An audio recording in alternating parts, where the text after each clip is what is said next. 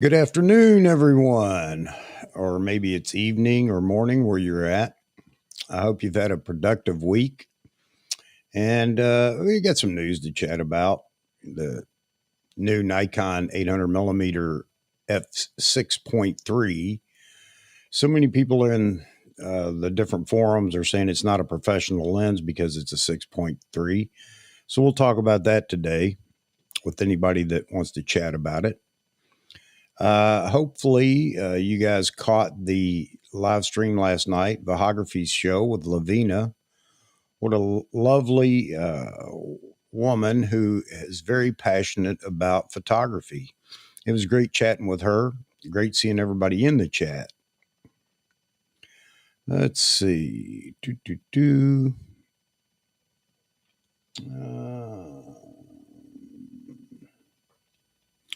All right. For a minute there, I thought we weren't live, looking at the other screen over here. But it seems we are. Good deal. Good deal. All right. So, what has everybody been up to? We may have a few guests that drop in, waiting to see if they show up. Want to chat with you all as well. Hopefully, everybody is doing well today. Some of the other news I see Matt Irwin has addressed the corporate letter out to uh, all the employees, and great news for us as well, getting a peek into what's going on. How you doing, Ray? Good to see you. Jaspreet, I saw you over on Frame Voyager's live stream. And Jaspreet, it looks like Nikon is getting serious about video. I don't think you were on the last live stream I did where we went down the list of things that Nikon plans through 2025.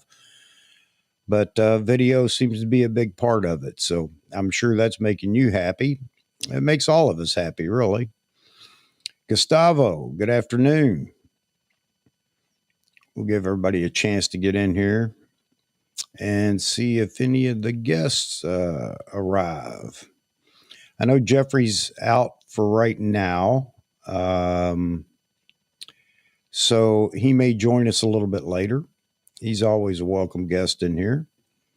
And again, there are a couple of other people, two or three other people that may or may not join. I know it's not the most convenient time for some that are here in the U.S. It's work comes first. Speaking of work, yet again, I'm waiting on a pretty important phone call. So if I have to bail out for a minute, you guys, I hope, will understand. Jasper, you saw the articles about Nikon Future? Yep. It's interesting, isn't it? Jeff and Leslie Wildlife.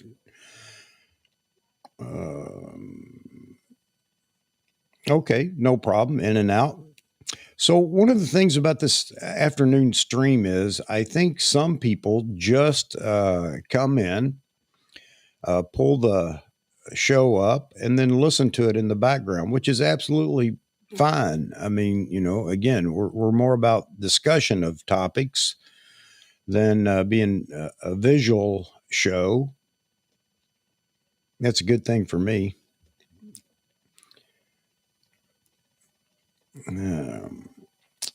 Jaspreet, let's see. Already said Nikon invested in NRAW because they are serious about video. Yeah, you did. Sony Canon doesn't have their own RAW like Blackmagic, B RAW, and Nikon NRAW. So, what do you think about Nikon NRAW? I mean, it's not necessarily something that's jumped out at everybody as being great. I haven't even considered trying it yet. Then again, I'm not doing a lot of video work at the moment. Yeah, well, we predicted that, Jaspreet. All those features have to come out in the newer models. It has to. And we kind of predicted a roadmap. I know where I'm at, talking about the cameras to come from Nikon. The Z8 has to come out. It has to come out soon. It needs to be announced at least this year, and I've predicted it will be. And then the Z6 III and Z7 III, if they're going to hold on to those monikers, and I think they will. The Z6 III being a video centric mini monster, and the Z7 III, my prediction is, becomes the high resolution camera that everybody's asking for. Not everybody, but a lot of people are asking for. Maybe that's going to be the 100 megapixel monster that not everyone wants. I understand why some want it. And I do believe that maybe that's the route they're going to go. I think that would be a great trio. The Z6 III with great video features, not as fast in the still side, but that would be okay because it would be predominantly for those that are in the hybrid camera market and shooting a lot of video, with the Z6 or Z7 III being that high megapixel camera for great resolution, more on the still side than on video, still doing video. And that satisfies a lot of people, the landscape shooters, portrait shooters, and maybe commercial photographers shooting products and things like that.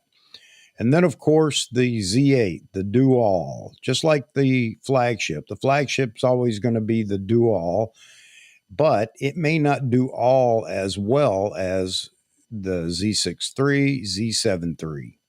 Still a higher megapixel camera, but a sport and wildlife camera first and foremost on the still side, and rolling all those video features into the Z6 III and some in the Z7 III. All right. Here we go. Let me put you on here again, Jaspreet. Your comment: we need to wait how NRAW will work. B-RAW and BM Blackmagic works great. You have the option to adjust white balance and ISO video files. That's great. And you have 3:1 compression ratio, 12-bit for max quality. Maybe NRAW will be the same. It sounds like Nikon's going to try to do that based on their corporate news there out to the company. James, welcome. Talk last night was great, James, with Miss Lavina. And she's an avid Nikon shooter and photographer. Spends a lot of time out shooting on her own, primarily landscapes. And yeah, it was a great chat last night. Really enjoyed being a part of it. And I'll ask her later if she wants to join us over here as well, because I think everybody enjoyed the chat with her. Ray, let's see. What do you think of the idea of Nikon going shutterless in the future? What do you mean on all bodies? I think that is the future for Nikon. I think it's the future for all the makers, and you're going to see that happen here with Sony and Canon pretty soon, I believe. Unless they've got a game changer shutter mechanism that does something, different. And back to Jaspreet here for a comment. In RAW, you'll be able to produce high production level video content with flexibility to adjust. Okay, just like raw image files. Yep. I agree, Jaspreet. And I really want to see Nikon do that. Again, video is a huge part of, I was going to say photography. Well, that wouldn't make sense. But with photographers that have jumped over to doing more video, and that's why the hybrid cameras are so popular. So, Nikon could really surprise us and come out with a small video monster hybrid camera, that Z6 III. Time's going to tell. I have no idea what Nikon's thinking. I think I know what they should do, and I've said that quite often. So we're going to see what happens here in the near future. Based on that newsletter that they sent out, It sounds like they're thinking along the same lines that we are thinking, and we have articulated many times on the stream here. So, of course, we got some more lenses coming too. Who knows what those will be? And you guys are welcome to speculate in the comments here and throw out your likes, what you'd like to see as far as the new lenses on the new roadmap when the new roadmap comes out. Yeah, Ray, all bodies. I agree. So we had predicted here that the Z9 features would roll down into future bodies, and a lot of people disagreed with that. And still over in the forums, the know-it-alls, or it's not going to happen. It won't happen. They're never going to undersell their flagship camera. Blah blah blah blah blah. I think we're way past that. Those days are gone. And the flagship will always be the flagship. It'll do a few things better, and right now it's primarily the stills features in the flagship. However, with the larger body, we saw what they can do with video as well. So it's going to be interesting to see how they integrate the video into the smaller bodies. But I think they figured something out that nobody else had thought of. Vahography, how you doing, Vahagan? Good to see you in here. We're just talking about your live stream last night with Miss Lavina. What a wonderful lady she is. And that was a great discussion last night. Let's see.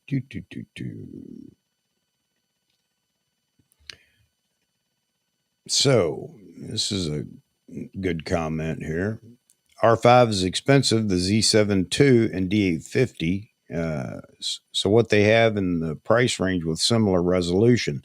Yeah, well, that's been my comment for a long time, talking about that's the reason that camera has to come out and has to come out soon. I still see people. I saw somebody over on Frame Voyager this morning watching his live stream, question and answer, talking about they're considering Sony instead of Blackmagic or whatever. Well, why not consider Nikon?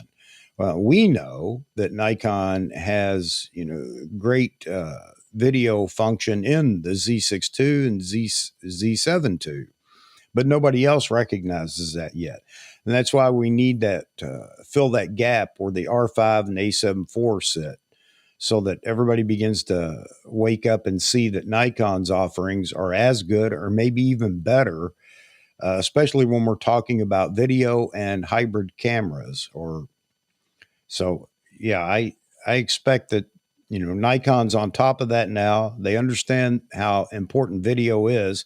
Wow, it only took them 20 years when they had the leg up in the very beginning, but at least they've jumped on board now and plan to give us the video features and the things that we want. So things are looking up on the Nikon front for video and Vahography.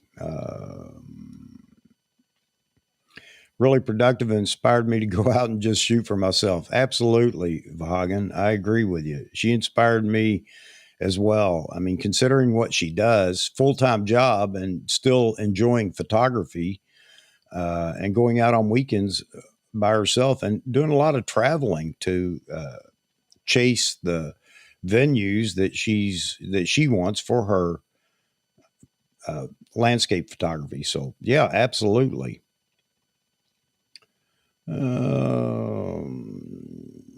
Let's see. Yeah,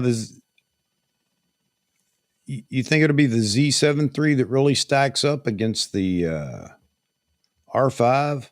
I think, I don't know. I think I think the Z8 will be, again, the all-rounder, smaller body, because that's what people want. They want a mini Z9. Now, I don't know that they can achieve that. Nikon can achieve that with a smaller body, but they can get very close to it.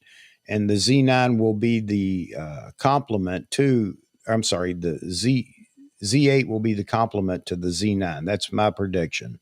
So it will do almost everything that the Z9 does. And everybody is going to jump on that and say, well, won't that undercut their Z9 sales? No, no, because people that want a large body camera, sport and wildlife shooters, will still gravitate towards the flagship. And there will still be some features in the Z9 that outshine the Z8. But the Z8 has to be the competitor to the R5, in my opinion, and make the Z6 III again the video hybrid camera that so many shooters are looking for. Um, the Z7 III, I again think that that needs to be the high resolution camera. So then you have three cameras that serve three different purposes. I think that makes sense for Nikon. So that if you don't care about stills and super high resolution, then you're more into video and video content, then you gravitate to the Z6 III. If you are a portrait shooter and you are a uh, landscape shooter, product photography shooter, then you gravitate to the Z7 III. So you're not buying so many things or capabilities that you really don't care about. And then the Z8, again, back to being the mini flagship with some limitations, obviously, and the flagship being what it is and always will be.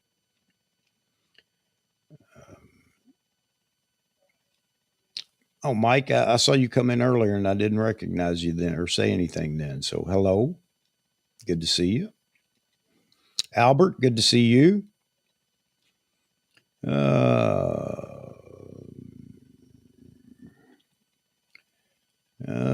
Mike, I'm still scratching my head. Throw your comment up here. So, still scratching my head on the 6.3 800, but if ISO improves as much as it has, 6.3 sooner or later might, Mike, and I, I'm not on the fence about it at all.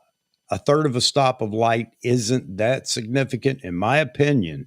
If Frames jumps in here in a little while, he can talk about it. I don't know if you saw his video, but I sent him some of the raw files from the Z9. He did his own little noise and ISO comparison. It's really interesting what he found. So a third of a stop, I'm not worried about.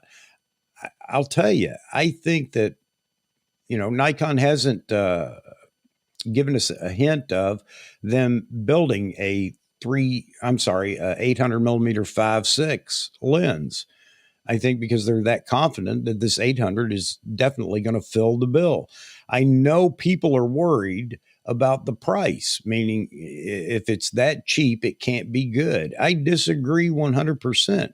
I think this is part of Nikon's strategy is to bring the cost down and allow people to get into lenses and cameras that they've always wanted and never could afford. I know everybody's waiting for the 2 to 600, and I'm sure to be a fantastic lens, but it's not going to compare to the super telephotos that are out there. Now you go drop down to 2.8, like the 400 with the built-in TC. Of course, that's going to be an expensive lens. At 2.8 with all the glass that's involved in that lens, but 800 and Steve Perry, who I trust, maybe I'm crazy, but he's a wildlife shooter. He loved it. Says he's getting one. So I think that it's fine at 6.3. Now, I make that statement sight unseen, haven't touched it, probably won't. But I do believe it's going to be a lens for the ages. And I think a lot of people are going to jump on it. I think a lot of people are going to find, and the more people that do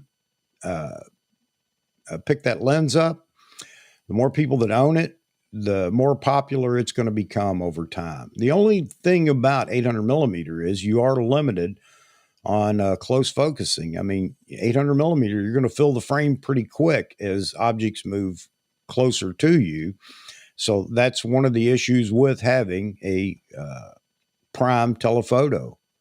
And one of the issues that Josh brought up, by you, Josh, he wanted something more flexible so that as the birds and things moved closer to him, he still had a lens to use mounted on the camera. So all the lenses at Nikon have thrown out here recently seem to be, or they're going to be hits, but they seem to be well thought out.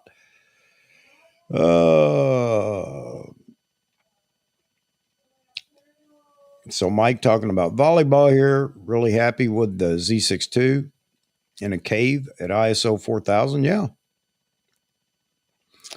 So, we can't have it all in one camera body. We'd like to, but we do have some third-party support. So I'm going to bring up Topaz Denoise again. Again, if you haven't tried it, download the free trial and try it on some. Now, look, if all you can see is grain in the photo and colors just shifted everywhere because you're shooting at high 2 or 3 on the camera, yeah, it's not gonna do anything there. But when you're bumping the ISO up to 3200 or 6400 or in some cases even 12.5, uh, Topaz Denoise does a fantastic job. So I'm not trying to sell it. I'm just saying let's look at the possibility of bumping ISO up with some of the glass that you have and not worrying about the noise so much. All right. Let's see. Nikon DSLR, not bad for video. They lost because of not having continuous AF. Yes, I would agree. And that's something we've talked about over and over. And it has to be that is what sells cameras. That's what was selling Sony, then Canon, and now Nikon has to be on board and show them that AF and Nikon cameras is just as good, if not better. That is a big part of gaining market share back, no doubt about it. Jeff, curious to see what you have to say. Crystal ball, Z6 equals D6. Okay. Z7 equals D700 series. Z8 equals D800 series. Z9, single digit. Yeah. Our Z6 equals D6. Okay. I don't know. No, I don't know if I'd go there. D6 is a pretty remarkable camera. I have a friend that owns it, and he says it is a step up from the D5 that he owned before. I don't know if we're going to see that in a lower tier camera. We could. It's nice to see everybody throwing up their opinion of what they think these cameras are going to be.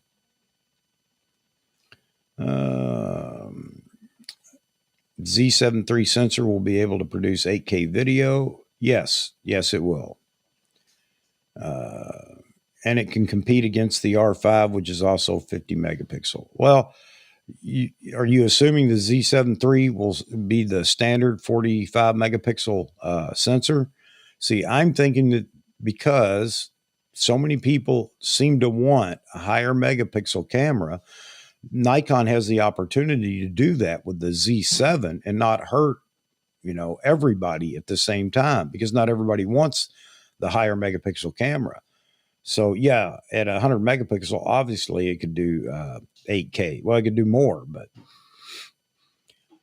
we may not see the codecs and everything in the Z7 that we see in the Z6. So I think the Z6 III is going to be where it's at for the video side of the house. I'm curious to see if I'm even close to being right. So I wish Nikon would get on the ball and give us or leak some specs of these cameras that are up and coming. How does here we go. So how does the Z9 do when it comes to rolling shutter and video? Ever tested this? Panning fast left to right on the Z9. I should try it. Yeah, you should, Vahagan. So I kind of demonstrated that with the motocross video when I went out to the track that day. And you can watch that video. I think it handles it extremely well. Yeah, it's not true global shutter-ish, but it controls rolling shutter very well, in my opinion. And I think that video shows that.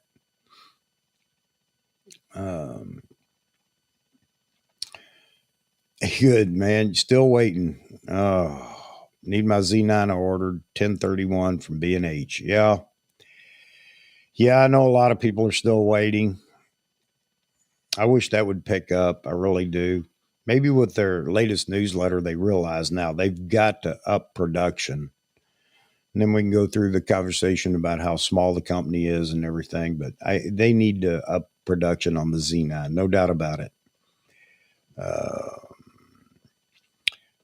Yeah, Ray or Mike Ray's suggesting watch his video if you haven't. And I'm sure you have, but if you haven't, watch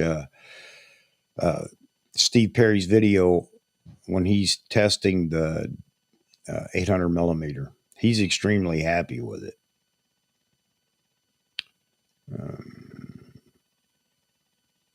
Yeah, I just saw this.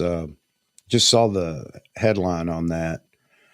Hit another supply chain issue due to lockdown in China. So only having a Z6.3, Z7.3 will be more realistic for Nikon than having a third camera. But we'd love to see more. Well, that brings up the question. Do you think that the size, the body will change for the Z8? Can they put what they want is in the Z6, 7 body? Can they put everything in there that makes it a baby Z9? I don't know. I don't know if they can or not. Because a lot of people are speculating that the Z8, when it does roll out, will be much larger. Not much, but it will be larger. A compromise between the size of the Z9 and the current Z6, Z7 body. Albert. Nikon looks to be targeting Sony since it does not view Sony as a true camera company, as Nikon regards Canon. Z8 is said to prioritize resolution, making it a direct target for the Sony A7R4. Well, yeah, and it could very well be, but I still think that it's going to roll in a basically, I think that Nikon just needs to use the sensor out of the Z9 in the Z8. I think that as far as processors go, everything we see coming up from Nikon, all the revamps of the Z6, Z7 bodies and the Z8, I think they're going to have the XP 7 processor. I don't think we're going back to the XP 6. Hey, Robert, good to see you.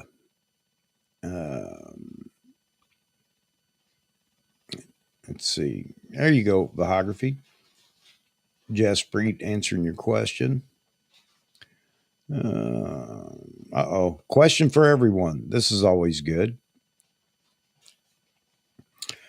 Let's see. Should I sell my 600 FL lens and buy the 800? Oh, now those are tough questions to answer, man. See, I have an opinion on this, but I want to hear from you guys' opinion. Your opinion.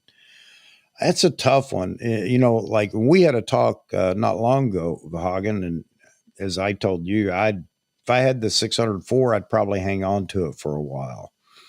The 800 is definitely enticing, and when more and more people get it in their hands, is that going to hurt the sale of your 600 F4 down the road? I don't know.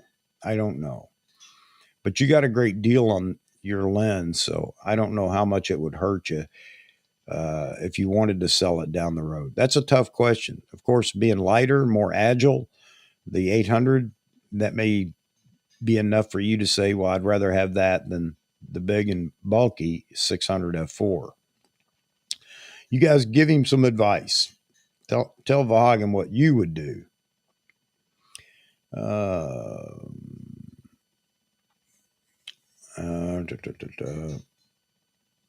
Yeah, that's a good point too. Sony failed in the mobile phone market, pretty much, but seemed to have all the tech in the camera department. There you go. Jeff's providing you some guidance there, Vahagan. I'm not owning both. It's one or the other. I can understand that too.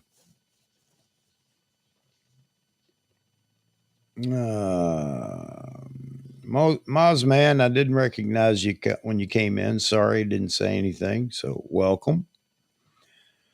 Uh, that's good advice too. Aside from the weight, I wouldn't get rid of the F4 right now. I agree, and that's the way I feel. But everybody has to make their own decision. I understand it's nice to get some ideas from people, but you just got to kind of sit down and say, what do I want?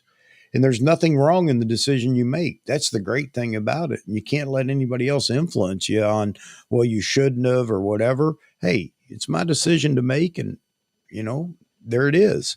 And I have my own reasons for wanting a certain lens over another. So,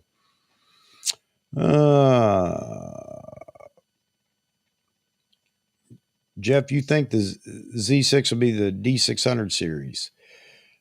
Curious to know why, because Nikon has pretty much shown us, and I just watched some of Grays of Westminster, and they were talking about that letter from Nikon, a communication from Nikon, and they're pretty certain that there won't be any low tier camera, any other low tier cameras. Definitely nothing in the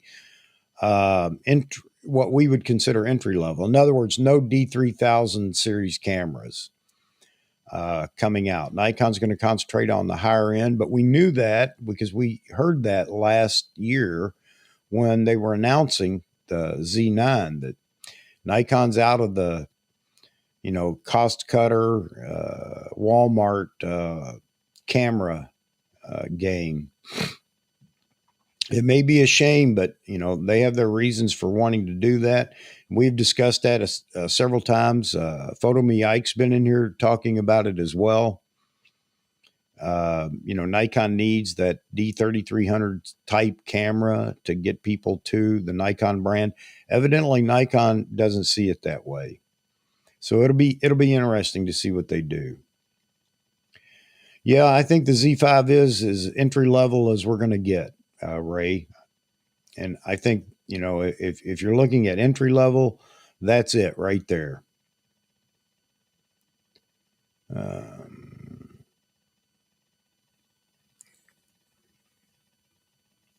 Yeah, agreed.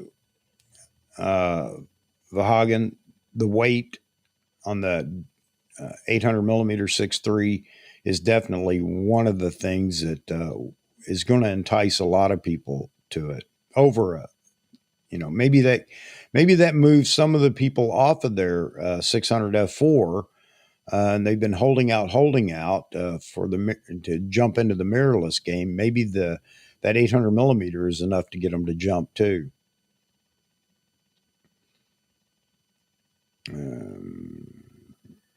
Ozman selling that 600 f4 hard. I'm just kidding, Ozman. Great points. Exactly. So yeah, then if you're looking at it that way, then weight is the only factor in this whole question.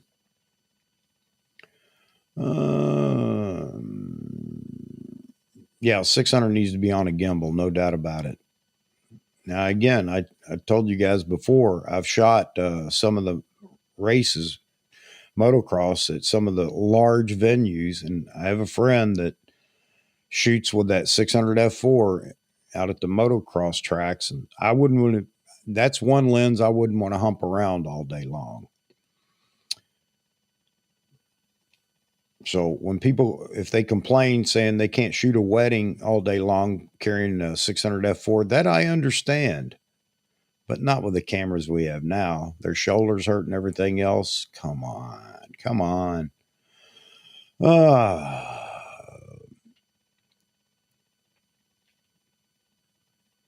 That's an interesting statement by Albert.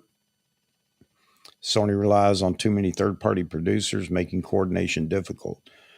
Yeah, I have no idea what their production is like or parts acquisition is like, but that is a possibility. 800 is still better on a tripod. I will agree, Roy. I will agree with you. But then again, it's obviously with VR in lens and in the camera body with IBIS. I think it's making it very possible to shoot quality photos handheld.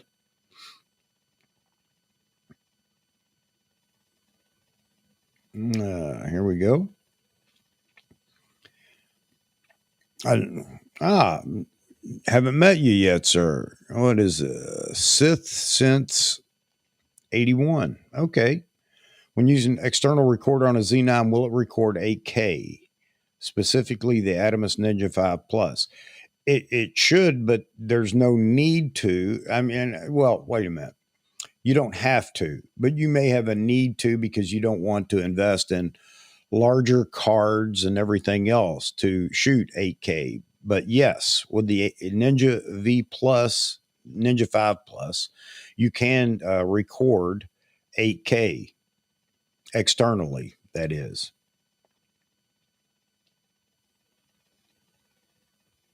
But buy a larger card and you don't invest in the Ninja 5 Plus because you can do it all in body. That's what makes the Z9 so enticing.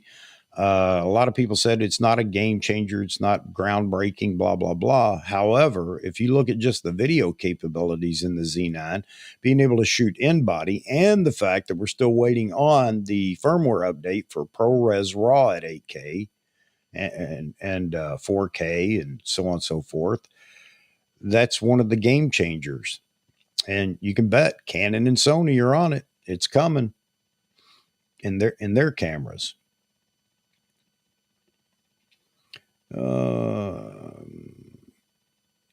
Let's see.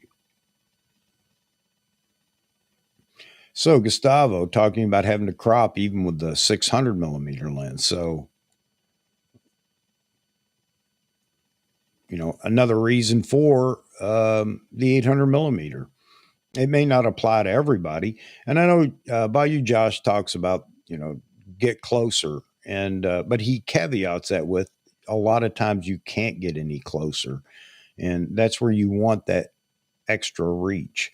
And I'll tell you the other thing. I love the 400 with the built-in TC because how many people want to unhinge that massive lens in a swamp or wherever you happen to be, especially if you're in the prone shooting eye level ducks or something like that? How many people want to take that lens off and drop a TC in line out there in the field? And I know you can do it, but who wants to do that? Which is why that 400 TC is so fantastic. Uh, let's see. Use little folk that only have the I always do that. It isn't what I wanted to do. Here we go. Use the little folk that only have the 2 to 500 f mount. We can only dream of the 800 us. Okay, I got it now. You got to love it when you drop that extra letter in a word. Yeah. And that's kind of where I'm at, James. I have the 1 to 400. I wanted that lens. I wanted to replace my 80 to 400. It's like I said before, you drop the TC2X on it and you got a poor man's 800. Yes, it's not even close to being equivalent to this new 800 millimeter or the 600 f4f mount, but it's the poor man's version. And that's what we do when we can't afford all these super tele primes. The 2 to 600 was addressed again. Grace Westminster this morning. She said that they receive calls every day asking about that lens. When is it coming out? And of course, they don't have any idea. But so the 2 to 600 is going to replace the 2 to 500 f mount. And again, I'm sure it'll be a fantastic lens. Will it be the 600 f4 when it comes out in the S version, or the 600 f4 f mount, or the 800 millimeters, be it F mount or S mount? Will it be equivalent to those? No.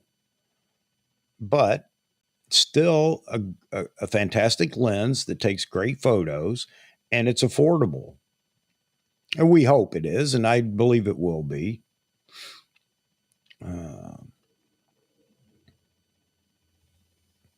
James talking about new lens or camera, and he went with the Z9 for now. I did too, James, and I'll pick up lenses as time goes on. I was who was I talking to this morning? Was it you, Vahagan? Or maybe even last night. Yeah, I'll continue to pick up lenses. It was Nikon. I wish he could be in here, but he's working.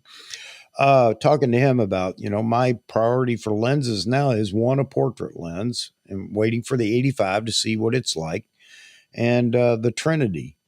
Well, not so much. I don't need the 14 to 24 2.8 S lens.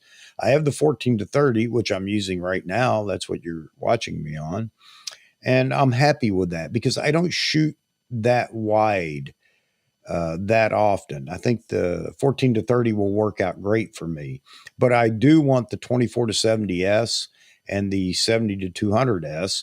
And I think both lenses are stellar based on all the feedback I've seen for the lenses.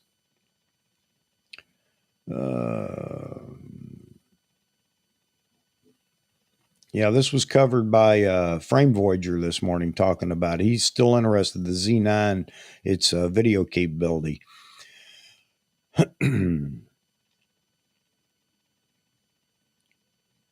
Yeah. So Nikon's on the right track there, no doubt about it. They just need to stay on the right track. And again, I think they need that video-centric hybrid camera, and I do believe that that's going to be the Z6 III.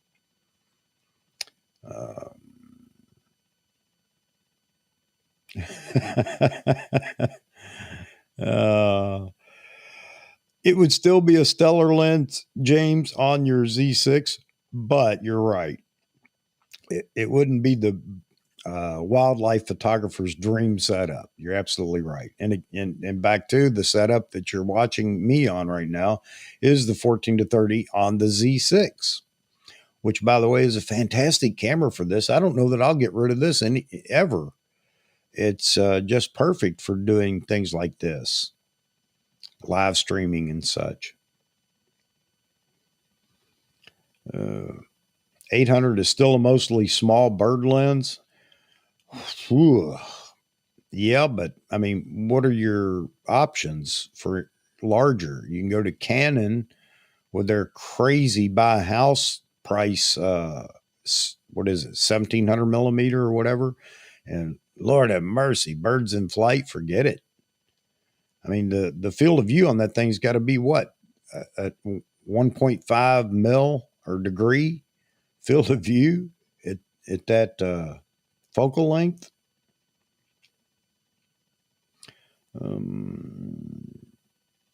Let's see. Albert here. I agree. Checking needs the Nikon sensor. Yeah, whatever sensors that go in the cameras. I can't get past all the people that try to use that against us. Well, it's Sony's sensor. Okay, Sony built it, but it doesn't mean it's Sony's sensor.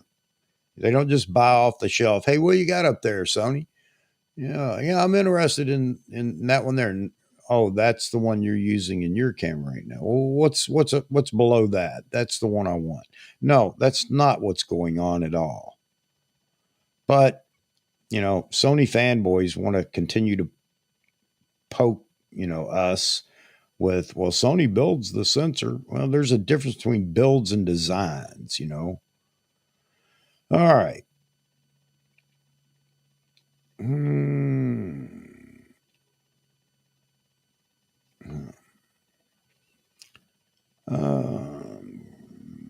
Roy, keeping your 600. It's faster and the ideal long lens. The 800 is only better because it's lighter. Okay.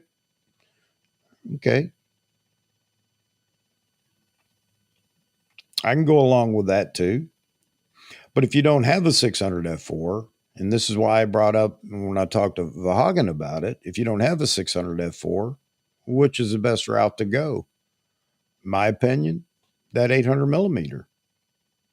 It's just my opinion. Doesn't mean I'm right, but it would work best for me. That scenario works better for me.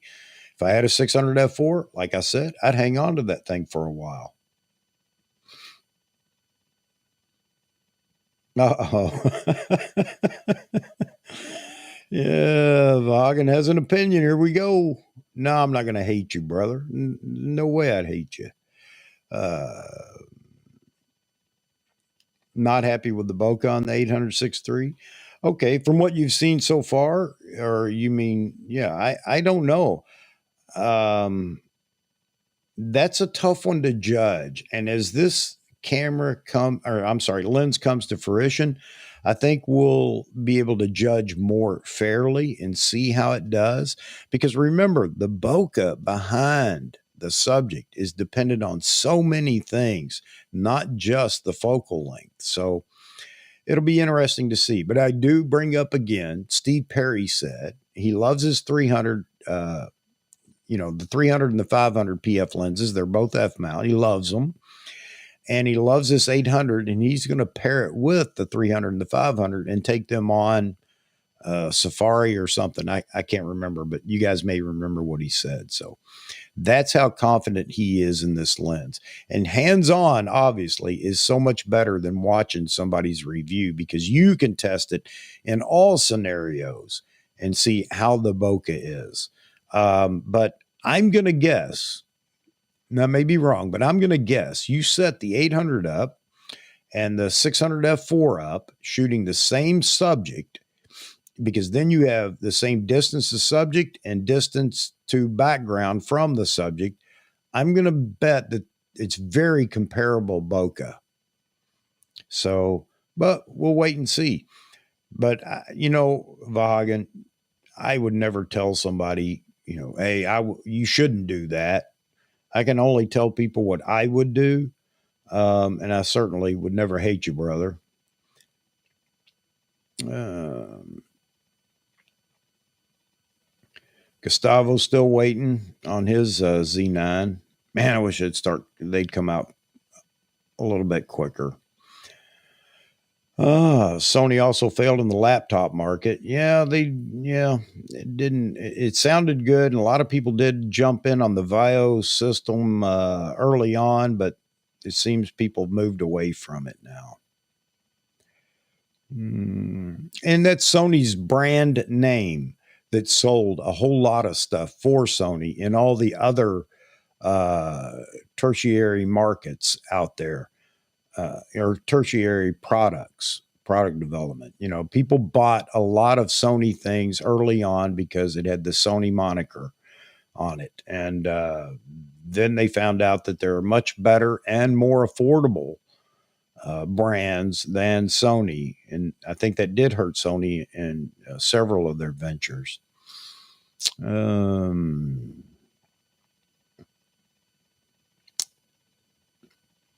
Yeah, Mike. So yeah, you're not going to get an argument with me. I will agree if the Z6, Z7 bodies were just a little bit larger. But you know what? We got people that are complaining one lens. Well, I'm not going to buy that lens, even though it's a great lens, because it's 19 grams more than the other or whatever. I mean, come on. We went overboard on this miniaturization thing. And I like still people comment and say, well, they promised us smaller and lighter. They never promised us. I never heard a promise. They just said that they would be smaller and lighter. They never said that, oh, they're going to be so light that you can carry it in your shirt pocket, or so small you can carry it. They just said they would be smaller and lighter. And they are, more so than the DSLRs. But a grip is always a possibility. Third party does a great job of giving us these different bits and pieces for cameras. And for the ZFC, I know a lot of people bought that little base plate for the ZFC, and it makes it more comfortable.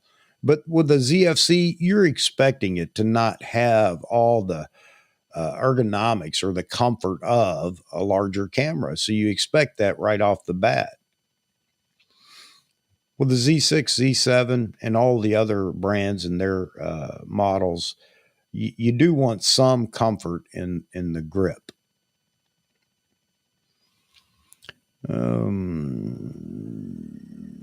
James ordered on October 29th, got it mid-February. From Nikon USA. Okay. So you know what? And maybe I should stop here for a second and say that if you ordered, and I don't know where you ordered, but it might be worth, unless you had to put a deposit down that you can't get returned, it might be worth investigating some of the other small brick and mortar stores around the U.S. if you're in the U.S. and asking them. Most of them are pretty honest. If you say, "Hey, how many people do you have on a waiting list for a Z9?" Some will even tell you exactly how many. Some may not, but they'll give you an idea.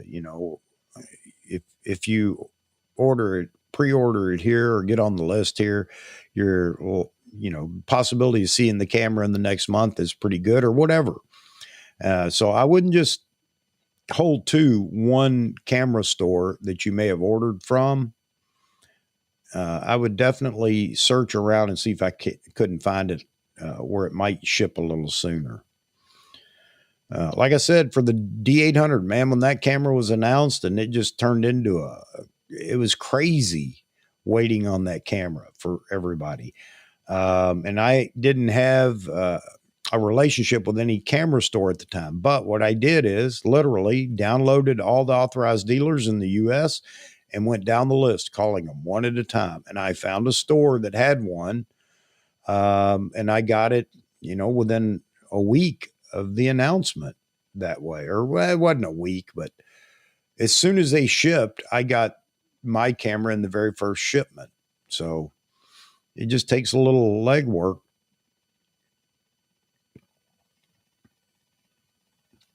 Yeah, I had a Toshiba laptop too. So I went Apple for all my computers. I did that a while back just because of the screen at the time. Uh, yeah, there you go, Moz man. When the 600Z comes out. Yep.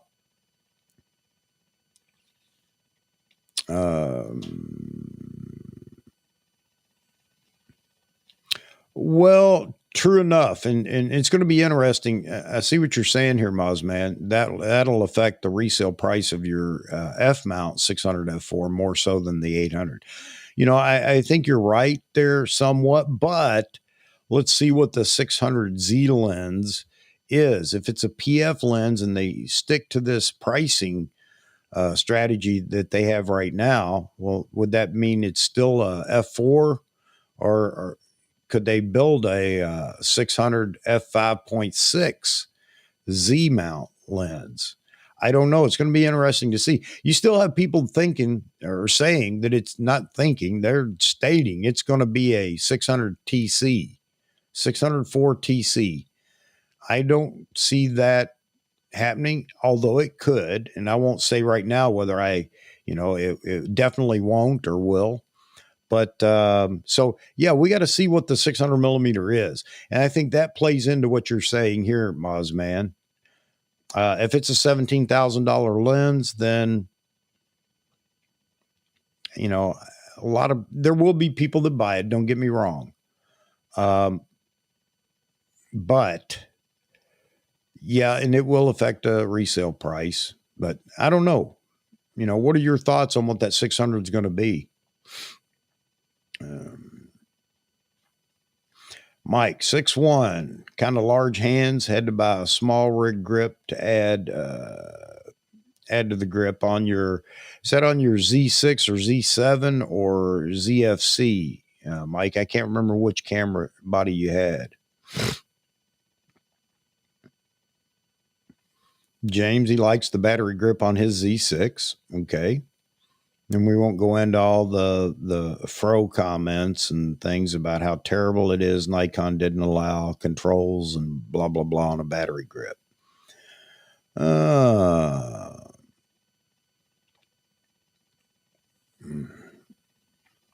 for the Z6 too. Okay.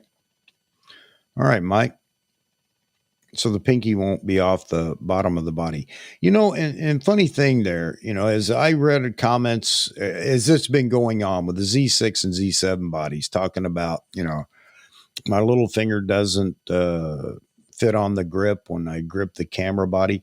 I don't think I would be too upset about it if, when you put I guess even for Z mount, when you put the 24 to 70S lens on there, not the F4 version, and there's a little weight hanging off the front of the camera, I can see where the pinky finger, kind of helps control and hold it.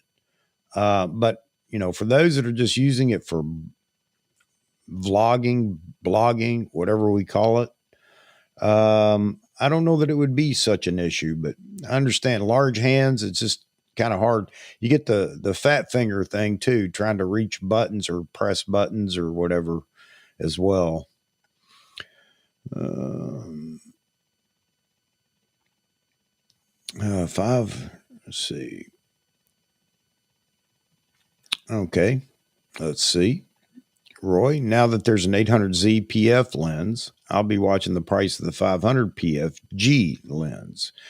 Yeah, we're getting to the point where you're going to be able to pick up some reasonably priced good or great glass as people continue to transition over to the mirrorless cameras. And now that these lenses are coming out, these super telephotos are coming out, in the Z mount. Yeah, you're going to find some pretty good deals on some of the other glass. The 500 is still holding its value only because everybody loves that lens, even on the FTZ.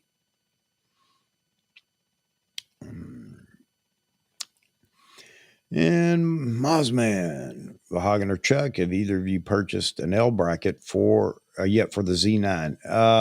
I have not purchased an L bracket, Mozman. I did purchase the small rig modular cage for the Z9.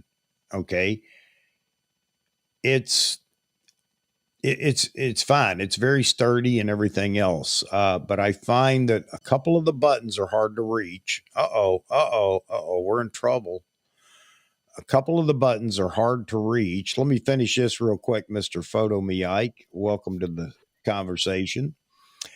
Yeah, a couple of the buttons are hard to reach. So you know what I did? Let me show you real quick, and then we're going to turn Photo Me Ike loose.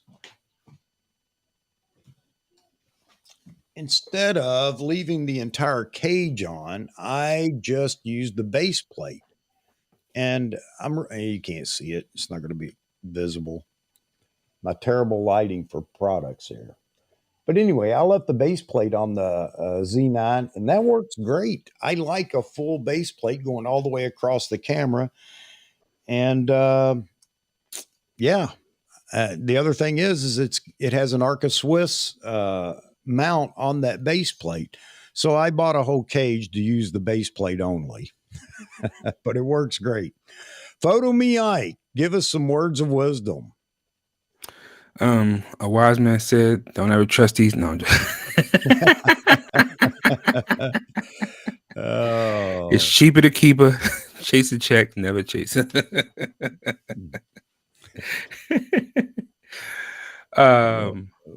Oh wait, what is that you have? Is that an L bracket or a half cage No, or it was full? the full cage. It comes in. It's modular. You have four pieces, both a side plate for each side, a base plate, and a top plate.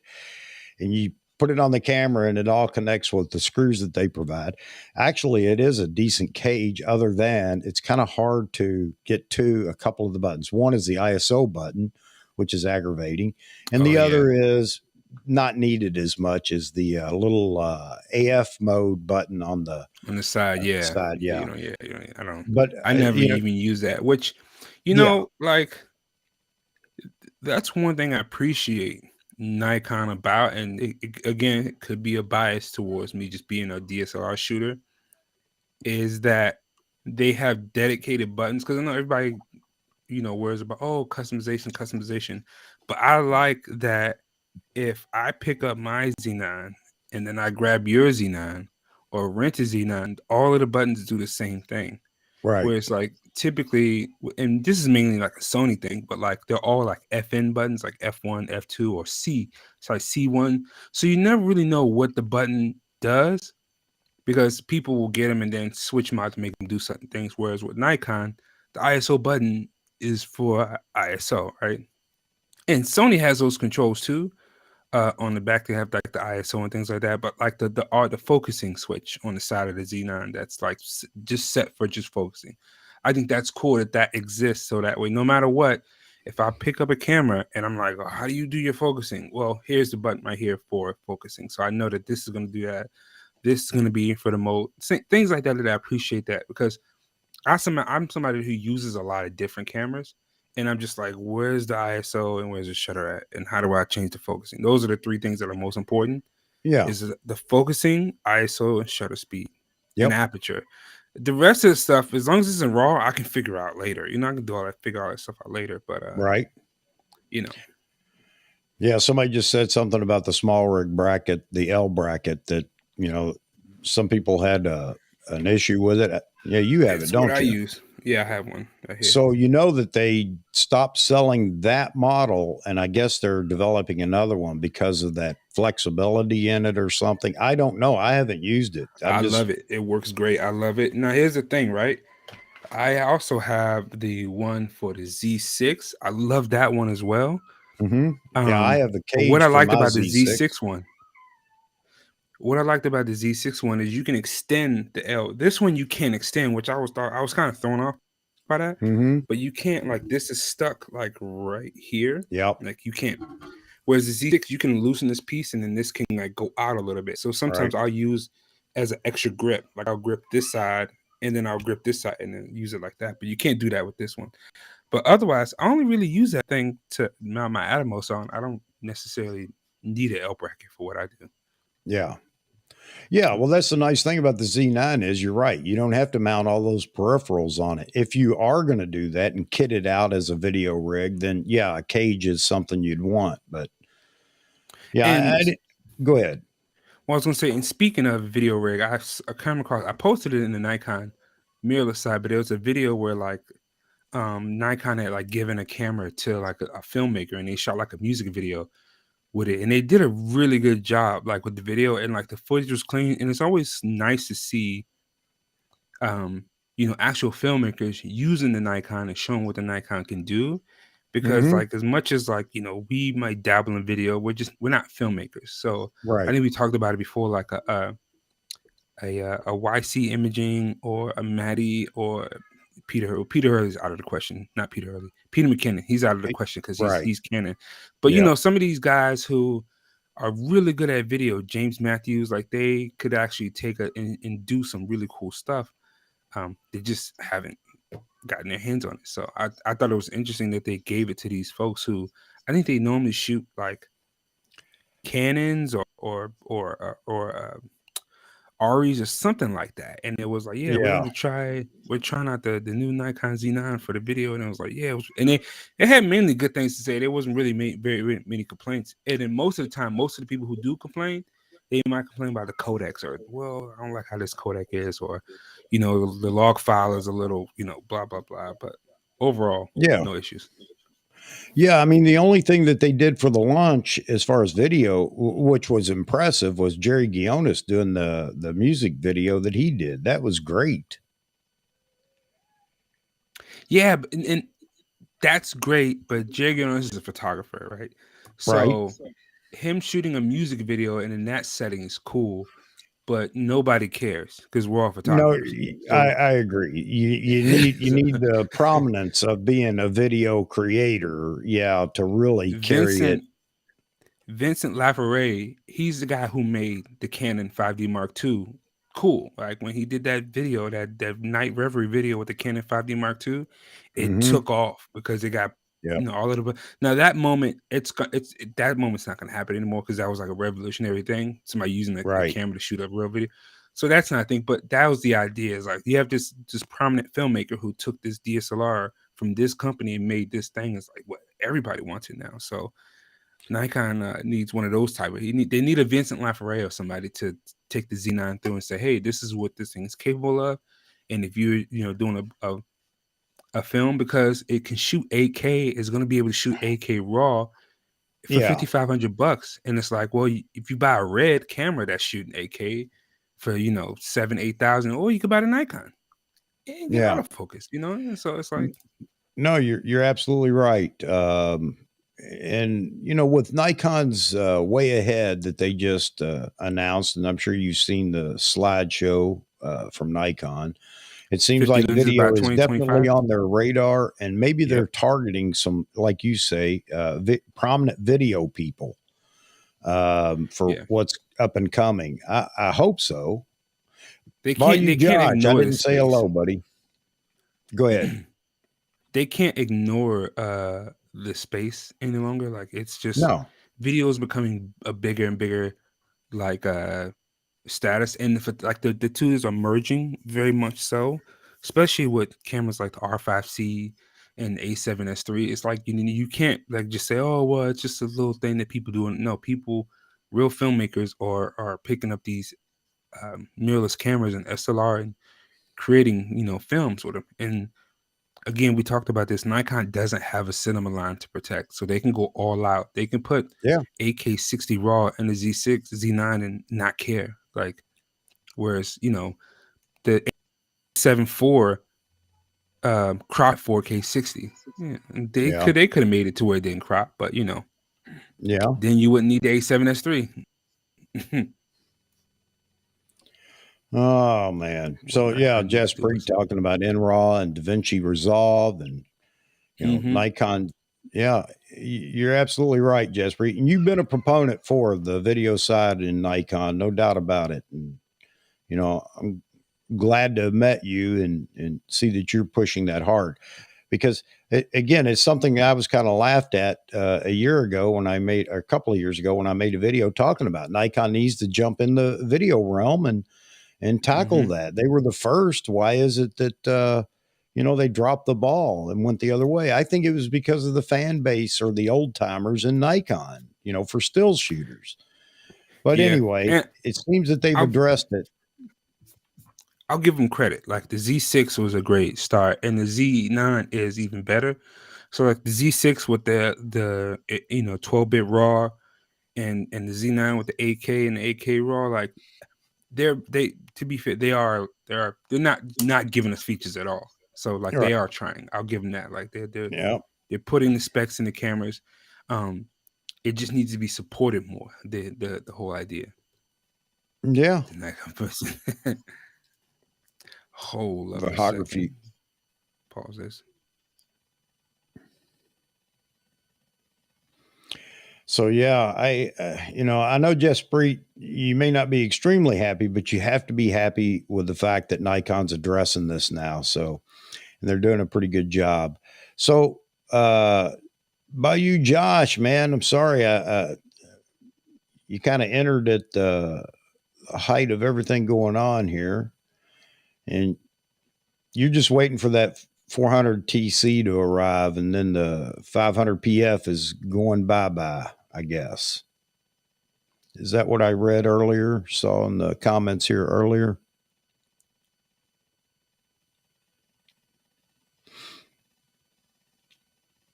Sid Vicious, welcome, sir. While I'm seeing new names again, let me go in my little spiel about if you guys enjoy photography talk like this, because this is what we do here, consider subscribing and you'll get you hit subscribe and all notifications, and at least you'll know when I'm going live, although it's pretty easy because it's every Wednesday and every Saturday night. But definitely, if you like this, subscribe and jump in here with us because you guys are part of the channel. It's not just talking heads talking and ignoring the chat room. We try to make sure everybody gets a chance to voice their opinion or ask a question. So please consider that. And back to our normally scheduled program with Mr. Photo Me Ike. Now, Bayou Josh ordered the 400 TC on day one. I'm curious, and I know you'll give us a great review of that, Josh, when you get it in your hands. Well, every video you do is a great review of your equipment, so I know it's going to be great. 400. You guys need these big boy lenses. Yeesh. uh, I saw yeah, Vahagan complain about the bokeh at the 800, and I'm like, well, it's because it's 6.3. That's why. It's 6.3. There's no bokeh. It's 6.3. yeah. What bokeh? Even at 800, like if you're used to seeing like a f4, like a 400 2.8 or 400 f4, there's gonna be a lot more pleasing bokeh than f6.3. Like that's all I'm saying about that. So I mean, There is when you're talking about 400, but believe it or not, it does change as you go out to 600 and 800. The 600 is just fantastic bokeh. I will agree, but I'm just going to wait and see what somebody like Steve Perry says, what he posts, and we'll see. So, and maybe there's a reason to actually, not get the 800. well, I saw a video of a guy, which it's crazy, right? Because I came across this guy who was like using, I guess he's like Nikon spots, which there are a lot of hidden gems out there on YouTube where he was like, yeah, Nikon sent me. He's a wildlife photographer. His images were amazing. Um, with the 800 f6.3, and I was like, oh snap, this guy's like, he's really good. And he was like, yeah, they use all my images from the promotional, and like I'm like, dang, you're the guy, and his channel has like 500 subscribers. It's like it's small, not being Yep. funny, but like for the quality of work and for Nikon to say, hey, we want to use your image because this stuff is really good stuff. He's like, yeah, they use some of my work for the promotion for this lens. I was like, man, it looks good to me, but I mean, again, that's not my world, so yeah. By you, Josh. There you go. Oh, man, that's funny. uh, It's funny we're talking about the guy Paul last night. I'm like, man, I thought about it today. I was like, yeah, if I was going to war, I'd have me an 806.3 too. What a that TC. that was the case in the army years ago Uh, during Vietnam. Everybody everybody wanted to be on the largest gun there is because that meant you were that much farther away Farther from. away, yeah. Yeah. uh, let's see. Yeah, that'd be great. But he's make art now. Josh, he's great. Yeah, he is. But our Potato Jet is potato jet. another one. Yeah, he's not going to do it though. Potato jet is embedded in pretty much in, well, as far as his carry around or beat around camera, he's definitely a Sony and a Canon fan. And then when it comes to video, well, and he's in the Sony camp and RE and everything else. He did a video with the DJI cinema cam, which Four was really interesting. 4D or whatever it is. Yeah, that thing, I wouldn't. What I saw, what he did with that thing, I was like sold. I was like, man, if I was I would seriously consider DJI cam because it was Yeah, amazing what he was able to like display and how he was able to make it work. So, but Potato Jet is a really good creator in terms of like showing off video capabilities, and he knows his stuff. Like he's been on yeah. set, so he's been He, around the he's just fun to watch. that too. Yeah, He's definitely an entertainer at the same time. Matty Hoopla and Philip Bloom. I haven't seen anything from Philip Bloom in a long time. So, he was big when Sony came out, man. He was all over Sony talking about low light capability with the video. Uh, there's something else I wanted to say here. Oh, Vahagan said, "I'm serious. There is business, Boca. No, I believe you, Vahagan. Boca has never been like a thing for me. Like, oh, the Boca. Like, I've never understood why people complain about Boca and cameras and lenses. But hey, everybody has a thing, right? I'm like, the bokeh is the Uh, part you're not supposed to see. The part that's in focus is the part you're supposed to be caring about. It's the reason why it's bokeh. Don't uh, focus on this stuff. Focus on this part right here, the animal right here, the bird. there you go. Here's a question. So Albert's asking, which fast Nikon Z lens would you want to see next? 35, 105, 1.2, or 135, 1.2? Man, you're making it I'd hard on me, Albert. I'd say 135. Because I feel like a 105 1.2 would be too big and too mass. The 105 1.4 is already big enough. Like, have you seen the 10? Like, how do you think big is a 1.2 105 is going to be? So like, that's just too large. A 35 1.2 would be nice, but that would be too big as well. Like, have you seen the Sigma 35 1? It's Yeah, humongous. yeah, it It's like is. not even fun. And the 35 is supposed to be a lens that you like carry around on your camera. It's supposed to be your go-to. Like, it's my go-to, and it's a storytelling lens. That for a lens to be that big and that gaudy makes it less fun to carry. Like, so I feel like purpose lenses like a 135, like for portraits, makes sense. Even a 105 could make sense at 1.2. I just think it's gonna be the size of a 200 f2. It's like, man, for 105, Yeah, for you still got to move forward. Like, and to I don't me, know. 1.4 is enough for that focal But length. I Like don't think one they're going point, to do a 1.4 lens at all. I think they're sticking to their 1.8 and 1.2. I'd be okay. I'd be okay if it was a 1.8, a 105 1.8. I wouldn't I wouldn't scoff at, because even at 105, you still getting plenty of bokeh, and Yeah, yeah. so but to me, 135 1.8 would be nice, because I wouldn't have to buy the Sigma one. Well, what do you think about that 85 1.2? If in fact that's what it is, And so that's my thing. Like, if they come out with an 85 1.2, then I could see them doing a 105 1.8, because like, if you want the bokeh and all that stuff, get the 85 1.2. Like, I've seen the Canon, I've used the Canon, it's beautiful. Those of you who shot Nikon your entire life, if you've never shot the Canon 85 1.2 and never seen the files, you're missing out. You just don't know what you're missing. I've yeah, seen it.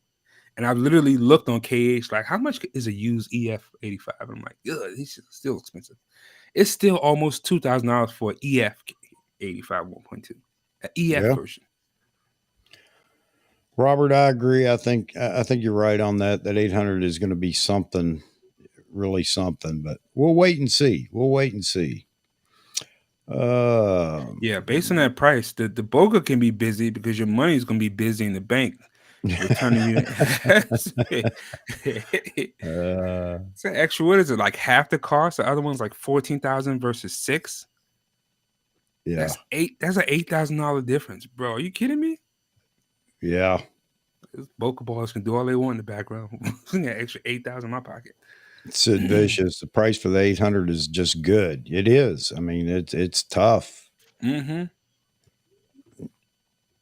All of the complaints, but it's half the. It's six Less thousand than dollars. half of the Yeah, competitors. Other it's than six Canon does thousand have their dollars. Yeah. F11 800 out, and maybe Oh yeah. F11 is a bit of a stretch, but in good light, I'm sure it's fine.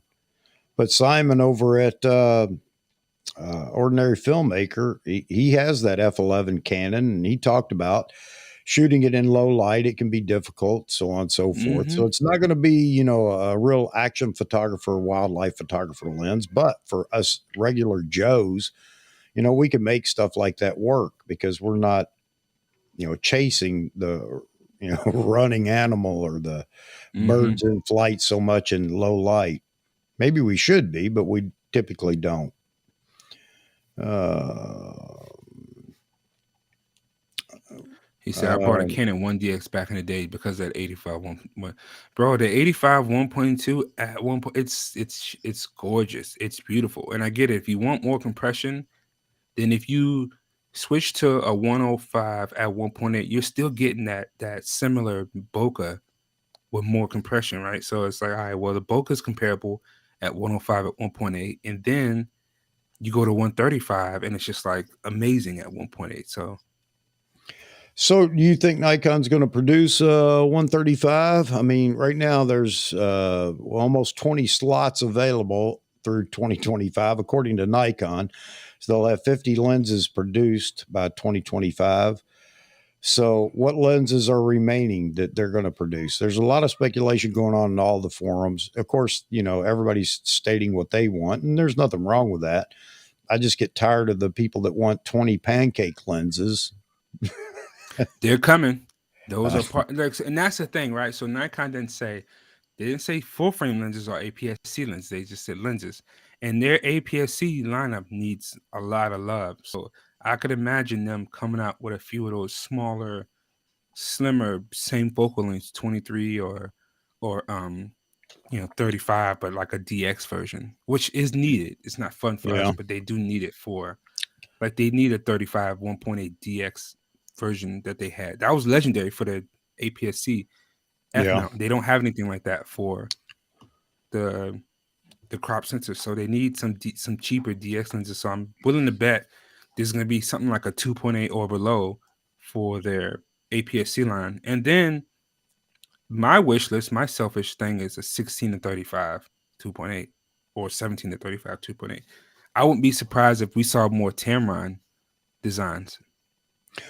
Yeah, well, that's part of that packet that came out. Well, we think it is talking about licensing with Mm-hmm. other companies. That may be opening the door for Sigma and, well, Tamron. There's something that is already there. We just Yeah. don't know what it Mm-hmm. is. But yeah, so that's going to open up the door, and maybe that's part of their strategy too. Is maybe the APS-C lenses are going to become more available through licensed partners like Sigma and Tamron. I don't know. Yeah, they need something they need some cheaper options, but also um I just want that 1635. I just that lens is critical. Now, Sony has made like four different versions of that focal length. They just came out with an F4 version that with a motorized zoom. They Yeah. have the 2.8 version. So, and then Canon has one. So that focal length is an important focal length, but I get it. They need to focus on their Holy Trinity Yeah. setup, which is cool. But like that, you still need that wider range, especially if you're going to be focused on video. Like that focal length range is a key part When of I it. had my D300S, I got the 17 to 55. Man, that was a great lens. Oh yeah, I've rented that a few times. Yeah, that was a great lens. I even considered buying it back after I sold it. I considered buying it back later on when I got the D500. Hmm. To answer Jonathan's question, Jonathan, I talk about. I've made like several videos on the Z5, so I'm right there with you. Like the Z5 is an amazing camera, but for the money, if I had to choose, I'd still pick a Z6 over a Z5. Like I'd get like a if somebody was like, "Hey, here's a slightly used Z6 for around $1,300, $1,400, or here's a brand new Z5 for 1,000," I'd pick the Z6 because of the 4K, the no cropping 4K, and the So, Z6 is slightly better autofocus. so let's see what they do on the update to the Z5 because I don't think you're going to get your wish. And we discussed this before on entry level camera. I don't think Nikon's going back to a D3000 type series camera. I think the Z5 on the full frame side is going to be the entry level. That's fine. The it can be that. It's just that it's got to be able to compete Yeah, on autofocus with the Sonys and the yeah, Canons, and it can compete with the Canon RP, even though like people said like I feel like the Z5 is just as good as the RP, better in a lot of cases. But if you put it against a Sony A7C or something like that, then it's tough. It's a bigger fight. And yeah. so if that's going to be their at the entry level, they just need to figure out how to make the autofocus the best. Whatever update they did with the Z6, if they put that in the Z5, then it'll be legit. Yeah. I see. Oh shoot! Oh, because they did talk about that as well. They are still focused on higher end cameras. Higher end, I don't think they mean just pro level cameras. I think they're talking about, again, eliminating. And somebody brought up a good point talking about the ability to produce, those cameras in mass quantity, because that's what we're talking about, being on the shelves at Costco and Walmart, Best Buy, you name it. I don't think they have the ability to do it right now anyway. But Nikon seems pretty straightforward on this is the path that we're going to take. I don't know what that means for the APS-C line, though. I mean, again, if they're focused on video, right? If they're saying, "Hey, video is our thing," just like with photography, right? You have the high end on photography, which the people who shoot the wildlife and the big commercial events, and then and that stuff, the photojournalism, and then you have the people who are like the portrait who shoot the babies and the kids running around, the things like that. And then you have the amateurs. On the video side, you have the filmmakers, but then you also have the content creators who Yeah, just want to make a little vlog and they want something cute and easy set up for a vlog, or they just got into YouTube and they want to, Instagram reels and things like that. And so people are like, well, yeah, I'm tired of shooting. I want to make my reels better, so I don't want to use my phone. What should I right. buy? Like, there are people who, they're buying Sony because that's the best option. But if there was an alternative, maybe they get some of that market share too. Yeah, well, they did say that everything that is in the Z9 is going to trickle down into. Now that doesn't mean speed and length of video and all that kind of Hmm. stuff, but they're talking about the features are going to trickle down into all the future bodies. So I think you're going to see a big update in everything that comes out from this point forward with better AF, and that's the key right there. That's the thing that's hurt Nikon for so long in this mirrorless battle. It's just competing with Canon and Sony on the AF. But they Yeah. say that that's what's coming in the future models. So, and I don't know why they wouldn't do that. That makes sense. It's everybody still wants to talk about everything competing with the flagship camera. Look, the flagship camera sells to those that want to buy it. Okay, you're Hmm. not taking money off the plate. You're selling another camera, and the oh shoot, but not cost to produce, but I mean they're not losing money selling a Z7 III versus a Z9. They're not losing any money. They're still gaining money.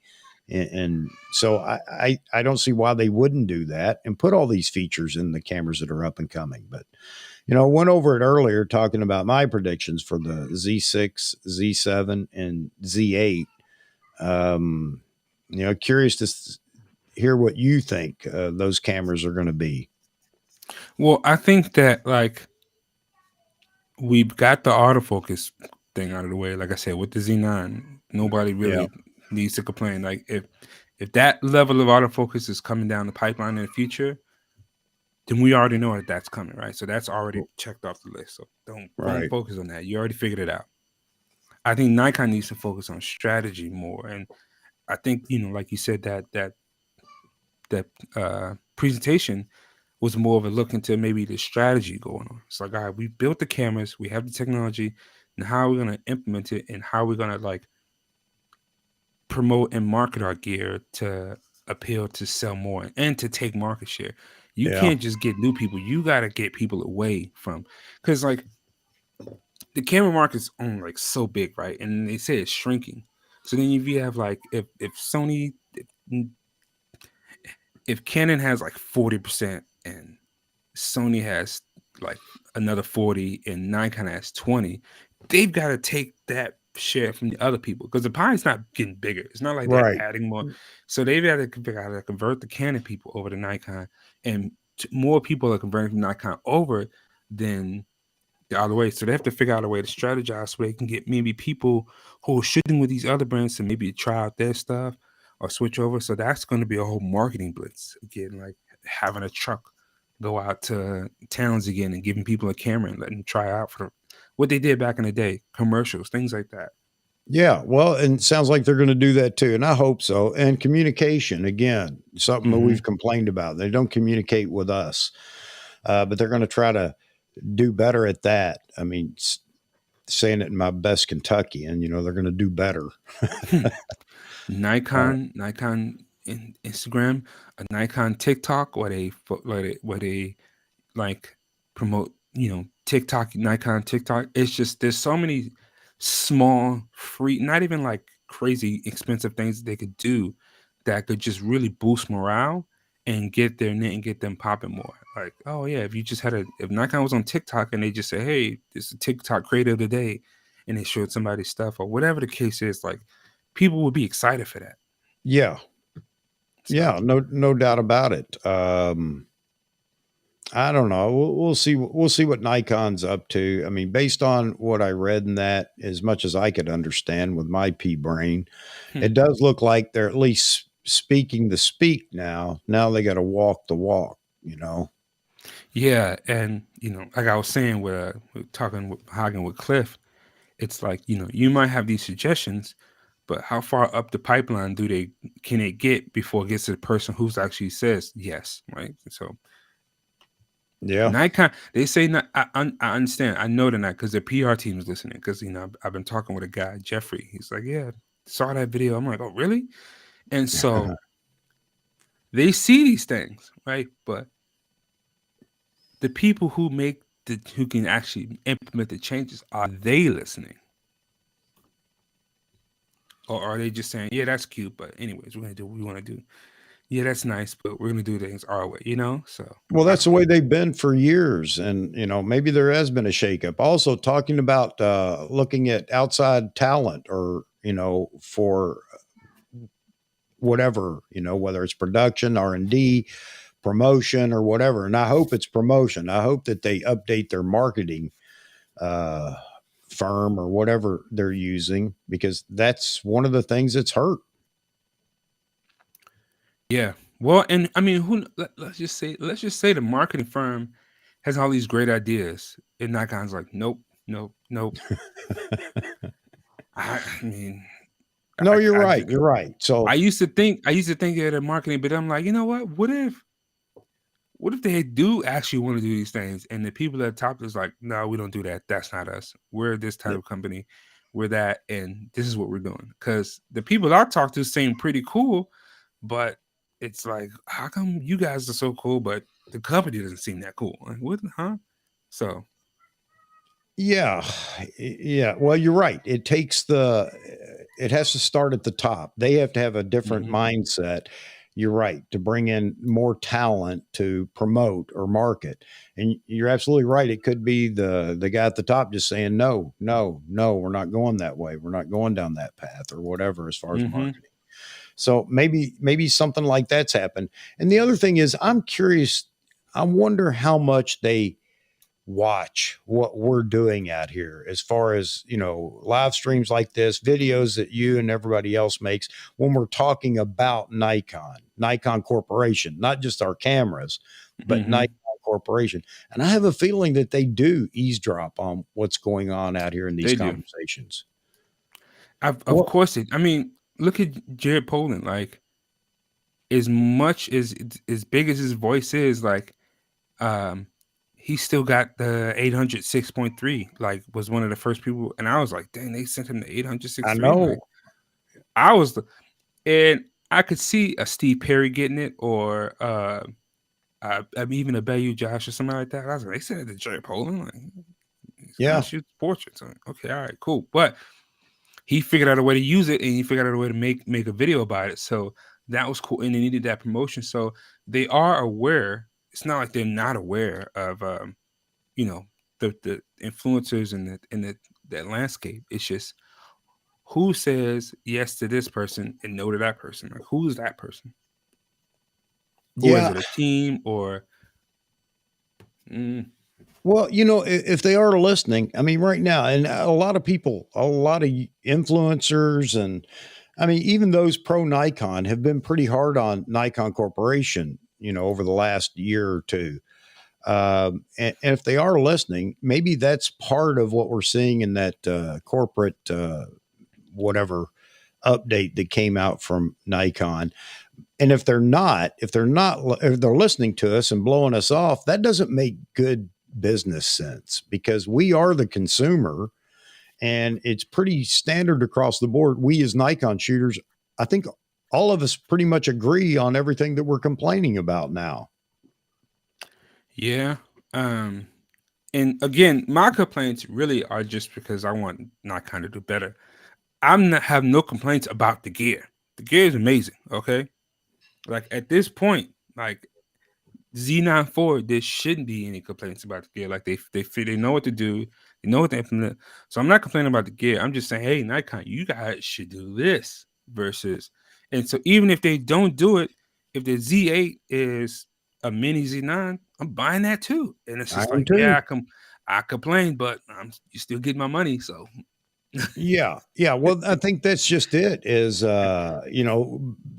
so they've got us, and maybe that they're happy with that. They're happy with, hey, we got enough people, exactly, we're yeah, good. But yeah. you know what? They don't have future. And if they don't grab future now, then we're going away at some point, you know? Look here, okay. All of the mess we talked about, um, something like I always make a joke about Sony's color science, like yeah, Sony color science, ugh. But Sony's getting better. Their color science is getting the A7 Yeah. IV. Like it's not bad. It's not bad at all. The A7S III colors aren't that bad. So it's just like even the things that would keep people from Sony's getting better at. So it's just like, ah, crap. You Yeah, but got it. I'll mhm, be right back. yeah.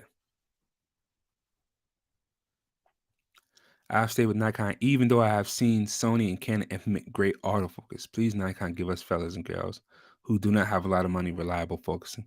Yeah, John. And that's my thing is that like you have to me, you have Sony who makes cameras that aren't appealing to me, right? The cameras are great cameras. Let me rephrase this. Like they make an excellent machine.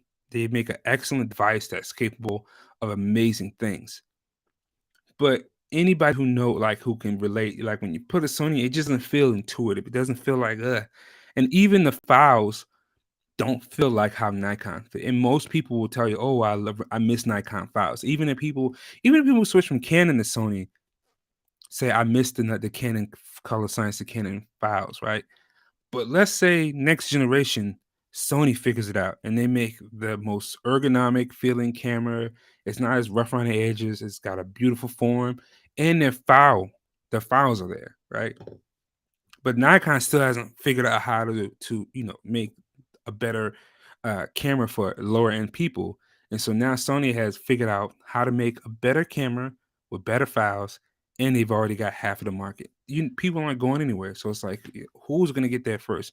Is Sony going to make a camera that actually like appeals to everybody, or is Nikon going to make a camera with better features that everybody can't deny? I hope you guys understand what I'm saying. Nikon got rid of their IT department. Oh, that's interesting.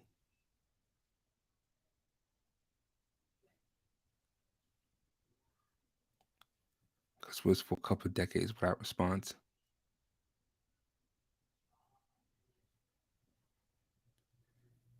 Yeah, Jeffrey. You can't continue to do business the way you did 20 years ago or even 5 years ago. That's so true. Like I was thinking, like a lot can change in just 5 years. 5 years ago was 2017, right? In 2017, the in 2017, the Sony A9 had just came out. I think the A9 came out at the end of 2016 or the beginning of 2017 because the A7R III came out at the end of 2017 and then the A7 III came out in the beginning of 2018, right? So 5 years ago, the A9 had just hit, and before the A9, people were still skeptical about Sony. It was most people didn't switch over until the A7 III came out, right? The A7 III came out in 2018, so that was 4 years ago. So you see how much of a shift can happen just in 4 to 5 years to change the landscape. The A7 III changed everything. Um, so yeah, you can't be like, oh yeah, in 5 years we're gonna get it together. You don't have that much time. Because if another A7 III hits or another A9, not saying it is, but that's just what can happen in 5 years. It's crazy.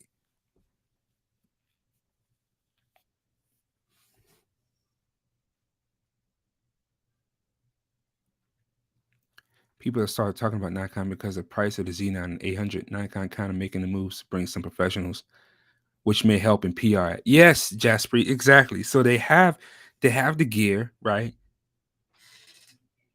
The Z9 is the most competitive, considered features you get in the price. And with lenses like an 800 6.3 for $6,000, like, the people who they don't care about the brand, they just care about the gear and if it works in their price.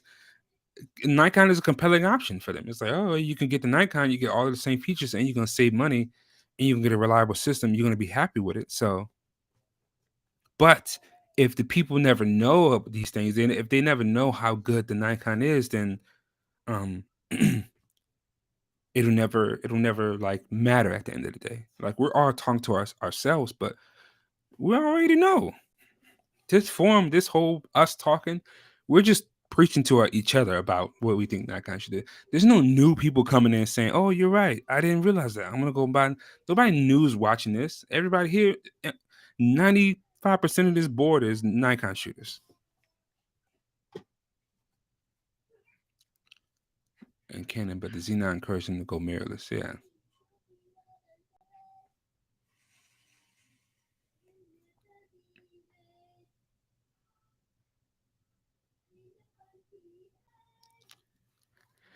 And like, I'm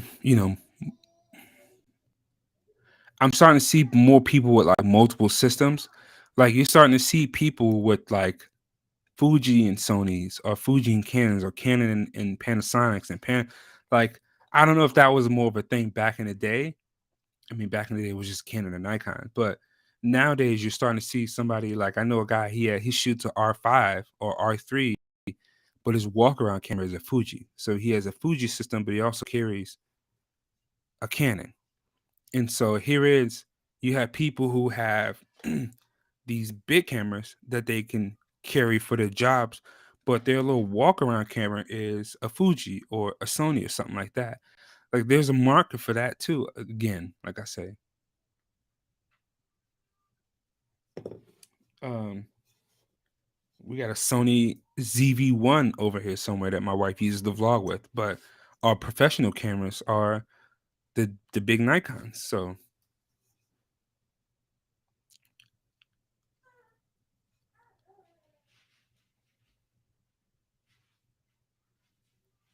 yep, Jasper, the focusing war is over. Canon already has introduced focus point with eyeball tracking. Yeah, that's crazy. I saw that and it was crazy how that worked. Now, I think that's kind of a gimmick. I don't think that's anything that's going to convert people, like eyeball Already track has focusing. introduced focus But point with eyeball tracking. Yeah, that's crazy. at least they're trying I new saw things, that and right? it was So, crazy how that worked. Now, I think that's kind of a gimmick. I don't think that's anything that's going to convert people, like eyeball tracking has introduced focus. But You got to mute Frames. We can hear the conversation in the background. what's up, Frames? And welcome. Now, what I will say, and that many Hello. people haven't heard of or don't talk about, what's up, Frames? What I will say is the Canon, the 1DX Mark V, or whatever that latest 1DX came out before and the has the autofocus selector that's like an infrared sensor. It's like the same as the it's like the same as the thing on the bottom of your mouse pad, and when you move your hand across, it moves. It looks like you're using a touchscreen. It's so quick and fast and easy to choose your focus points with that thing on the back of the Canon 1DX and the R3. That's stuff like that's amazing. Like that, it to me is like what that's not gonna make me switch, but stuff like that's really cool. But what do you want, child?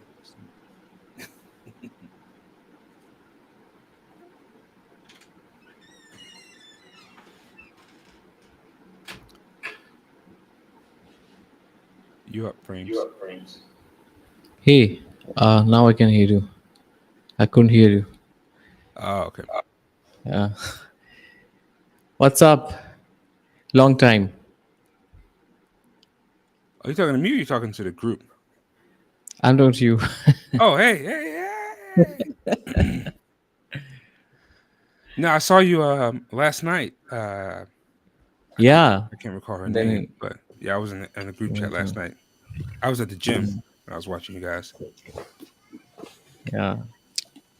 Hey, sorry Well, about that, folks. I told everybody earlier that I was waiting on an important call, so I had to take that. So I didn't mean to just jump away, but looks like you're carrying on well there, photo. Excuse me. Photo me. I choke myself here. Chuck Ah, is invisible those right now. those Yeah. wasabi almonds, man, they get you. They hit you right here. man. So welcome, Frames. Hey, thanks for waiting. I thought it's already over. I'm already pretty late. Hey, And that's the great thing Oh, about these being things run live, man, forever, man. is people can yeah, come and go or whatever, and that's why yeah. everybody asks me, "Why are you on so long?" Well, you never know what's going to come up. So anyway, here you are, and you're welcome into the chat. I'm sure everybody's already Thank you. welcomed you in the chat. Let's Yeah. So, Ike, I was going to ask you, how was your A74 experience? I made a video about it, and the A7 IV is an amazing camera. Like, dang it, I lost my window that I had you guys on because I clicked over. Here it is. I clicked over the Nikon rooms and talking about the firmware. Yeah, the A7 IV is amazing. No, you guys, I found this interesting photo. I gotta share it with you guys. But no, like when I shot with the A7 IV and I did a video, I shot a wedding with it. And I was like, well, let me see something here. Let me see how good the focus is. So I went and made it super dark, like to where it was blacked out where you couldn't see. And the focus Yeah. points were still able to find the person. And I'm just like, this is sick. Cause I did the same thing with the Nikon. And also Nikon was like, I don't know what to do. Where's the person that but with the Sony, it was able to still Yeah. find and focus on the person. Now couldn't track the eye, it didn't track it, but it was still able to figure out. And I was just like, that's really all I needed. Now it's still a Sony and it still has the Sony quirks. And by that, what I mean is it's just a little rough around the edges. So as great Hmm. as it is, I can never see myself buying one Hmm. because I just even if I gotta fight a little bit harder with the Nikon, I'm still Hmm. part of it is a stubbornness, and part of it is just that I just love the results that I get from the Nikon that I just don't want to switch. But I will say that the A7 IV, I can't even talk about the colors anymore. Like I mean, they're fine. They're not better than Nikon though. Yeah, of course not. I mean, they're not. I mean, You know. really not. But But um, to somebody tell me, new, you to were talking somebody new on about. the scene, Yeah. that doesn't matter. Sorry. Yeah. all right. So, I pulled up the Nikon you were talking rumors. about the Sony being rough on the edges. Well, that and like so for me, because I've been shooting, for the past 12, Like, 15 to 12 years. what do you mean by that? As in, So if you put a Nikon in your hand, right, it just conforms to your hand so easily, right? It just feels like, yeah, oh, this feels like it fits your hand like a glove. Whereas if I grab a Nikon, it feels like I'm grabbing a battery. Like this is what a Nikon feels. Sorry, Sony. A Sony feels like this. It's like, ugh, it's kind of like it's they haven't figured out how to finesse their gear. And I guess like a cliche way to look at it would be like Apple versus PC. Like when you look at the way Apple products are designed, they just have this smoothness to them and this finesse to them. Whereas like PC products are a yeah, little more square, boxy. PCs get the job done, and you can do a lot more with PCs. But the feel of when you put your hands on a when you touch an Apple product, from this from the very touch you can feel exactly, premium. You can feel the finesse. You can feel like, oh wow. exactly. And it's like that with premium products like that. I'm looking at the mic on your thing, like it's like Yeah, it looks like a nice quality, the handle, right? Whereas this thing is kind of like I almost cut myself playing with this thing. this one is a pretty cheap Samsung. It's a very cheap mic. I mean, yeah, it's got a good finish. But I know exactly what you mean. Let me Yeah, let me let me bring the. I want to just discuss a point on the A7 for. Just give me a second. but I was gonna say that's fine for me but I've been shooting so I know what nice feels like. I understand that.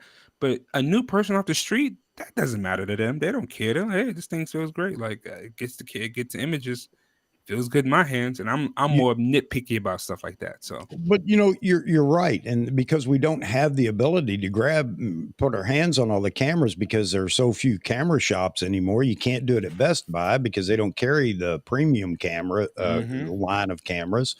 So, yeah, and I've told people that though, go find somebody that has each of the brands that you're considering, and hold the camera because that's going to tell you what you really want. I've grabbed Canons and I felt the same way about it. I'm like, man, the Canons actually feel nice. Now, because I'm so used to the Nikons, the Canon button placement is awkward to me. But the Canons feel good too. Like I'm like, oh, these things actually like they feel good. But Canon's been making cameras for 100 years too. Like Right, they know how right. to make a body. So So I was going to just bring this camera. I want to show you. Of course, you know this, but I want to show so that everyone can understand what I'm talking about. You see these three buttons, and I think what Sony has done with these three buttons is very interesting because we can customize all three of them, right?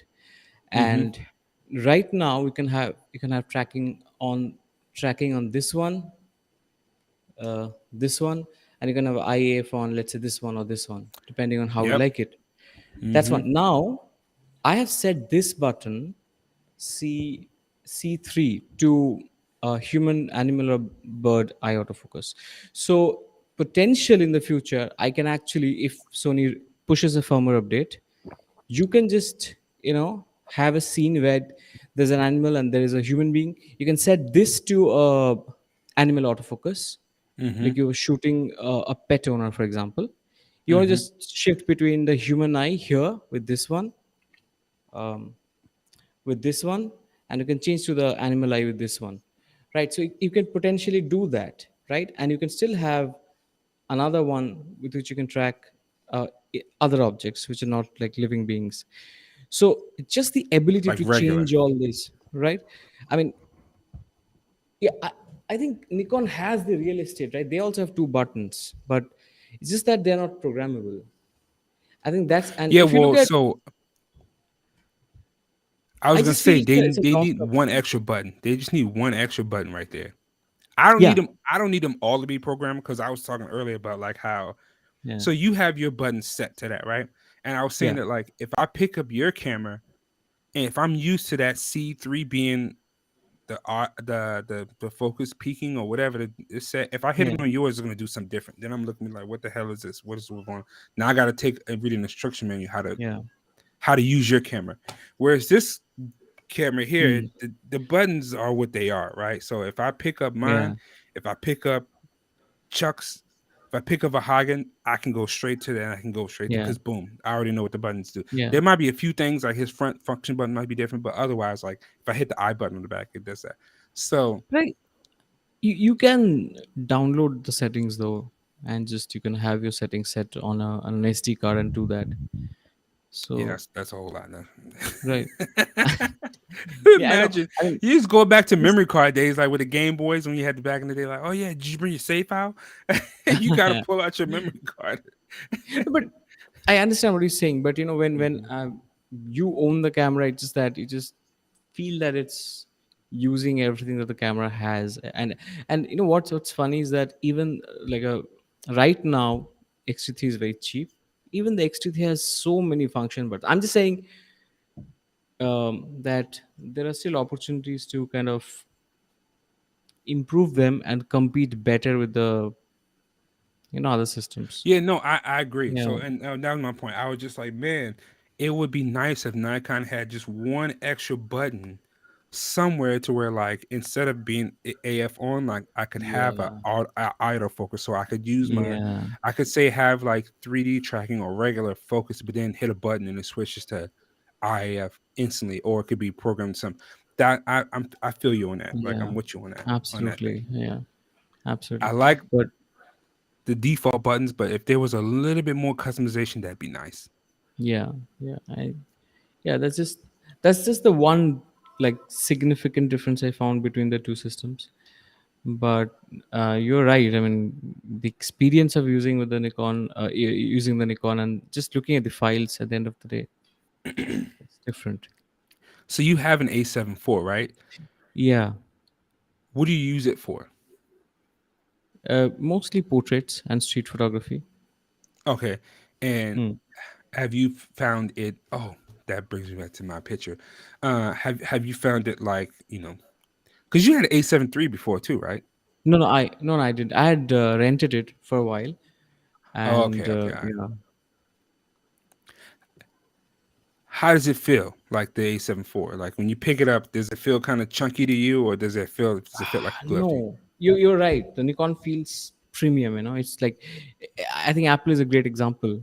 Uh, and the A7 IV, it feels hollow. Okay, it feels as if the body is made of some material that's not very high quality. It doesn't feel like it's going to break. Not that, but it's just Yeah. that Mm-hmm. it just feels hollow. It feels a little bit more plasticky. Okay, it doesn't feel that expensive. And so I have a Z50. Okay, my brother has a Z50. So when I hold that camera, Z50 feels more premium than the A7 IV. Honestly, I mean, that to Yeah. me, all the Nikon bodies feel so much more premium than any of the Sony bodies. And so that's what I Um, was saying earlier. I was like, well, the Nikons have the design and the feel on it outside down. They just need to figure out how to make the inside work. Whereas with the Sonys, the insides are amazing. They just need to figure out how to make the outside work. And I'm like, well, who's gonna get there first? Is Nikon gonna yeah. make the insides better, or is Sony gonna make the outsides better? Oh, sorry. The the problem is that it's sort of a slippery slope, because it's very tempting for Nikon to spend less on their body if people stop appreciating the design and the build of Nikon. And if people consistently downplay that, and they'll say, okay, let's just save some money there. And oh, Vagan says, I'm regretting selling my Z50 now. What's up? He sold all his gear just to make room for some new stuff. But I don't know why he sold his Z50 though.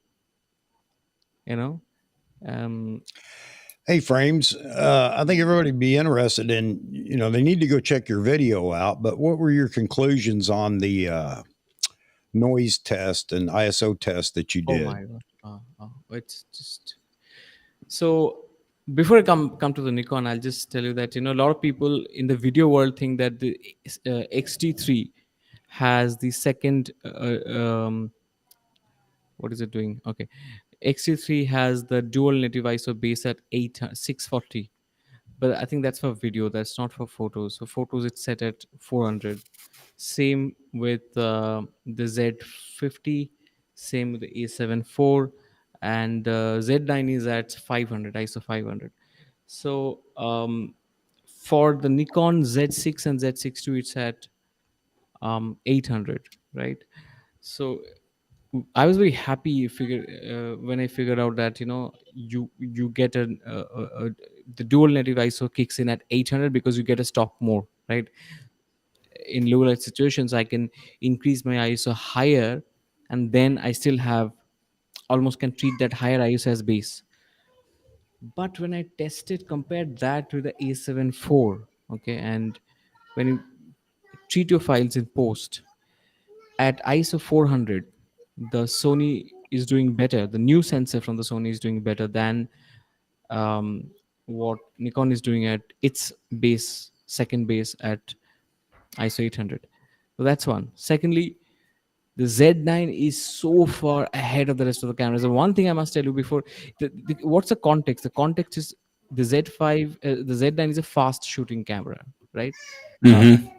Frames per second. So traditionally, very fast cameras, because they focus on readout, fast readout more than high quality readout, you have less dynamic range. And previously, you had 20 something megapixel cameras as flagships. Now this one is at 45, and it's shooting this fast, and it's still got way better. Like it's unbeatable, the file quality. So I what was interesting is that I found that the Z9's ISO 2500 is equivalent to Z50's ISO 100. Now That's crazy. why? Because the Z50 sensor comes from the D500 sensor. We all know that, right? Yeah, no, I'm aware. It's a tweak on that. So just that's how good the Z9 is. It's incredible. I mean, so 3200 is really like going to 160 on a Z50. On a Z9, 3200 is like going to ISO 60 or 160 on a Z50. That well, that's you just making my argument why I Practically. don't mess with APS-C cameras. That's first and foremost. That's why. So I didn't get to there. Sorry, I didn't get to there. Oh, I was saying Can you? you're just making my argument why I don't necessarily care for APS-C cameras, but hey. Yeah, well, but the Fujis are different though. I think the dynamic range of the Fujis are different. I think these are specially made external sensor from Sony. Sony makes these Fuji sensors, so they're Hmm. clearly doing something different for these bodies. And I'm at least very excited to see what the fifth generation Fuji sensor does now next month. The Yeah. XH2 you might be interested in. You never know because it's going to have a backside illuminated stacked sensor. Oh, that'll be Yeah. interesting, and I think that's interesting as well. It's like what Fuji is going to be doing because, like, I'm like, how what's going to go on with the market with APS-C, because full frame already has its limits to what they can do with megapixels and ISO, and APS-C has even more limits to what it can do. So it's always interesting to see, like, as we get further and further down, like how the technology is going to be able to help keep APS-C competitive with full frame, Mm. Mm. as opposed to just more of a novelty. Oh, it's Mm. a small, able to really compete, because Sony coming out with the A7 IV, a 33 megapixel camera, um, Mm. that's giving you all these features for $2,500, or even an A7 III that still exists for $2,700 US, Mm. versus paying $1,600 for a Fuji. Mm. And if you're a photographer, it's like, you get the full frame, you get a little bit better depth of field, better noise performance, or do you spend like you save $200 with it, you get an APS-C, less noise performance? I don't know. It's interesting. That's just That's always that's my the argument. that's the interesting thing, though. I think that's why it's going to get confusing because you see, the rumor is that it's going to be a 40 megapixel sensor, 40 megapixel in an XH2 body, which is like it's got a nice grip. It's like traditional DSLR type body. Hmm. And imagine 40 megapixels, stacked sensor, right? Backside illuminated, high ISO performance because it's backside um, illuminated, and then it's going to come at a 2,500 US dollars. Yeah, And so that's tough. But then here's the thing. the unbeatable proposition, 40 versus Z9's 45, right? You see, that's the thing. And just one sentence before you comment. The Hmm. XT3 already does, I think, 14 frames a second with the mechanical shutter, and it can do 30 with the electronic shutter. And they launched it in 2018. So with this new sensor, and we all know the sensor readout speed of this X-Trans 4 is very high. It's very good. It doesn't have, for example, what are those slanted lines called when you like pan with video?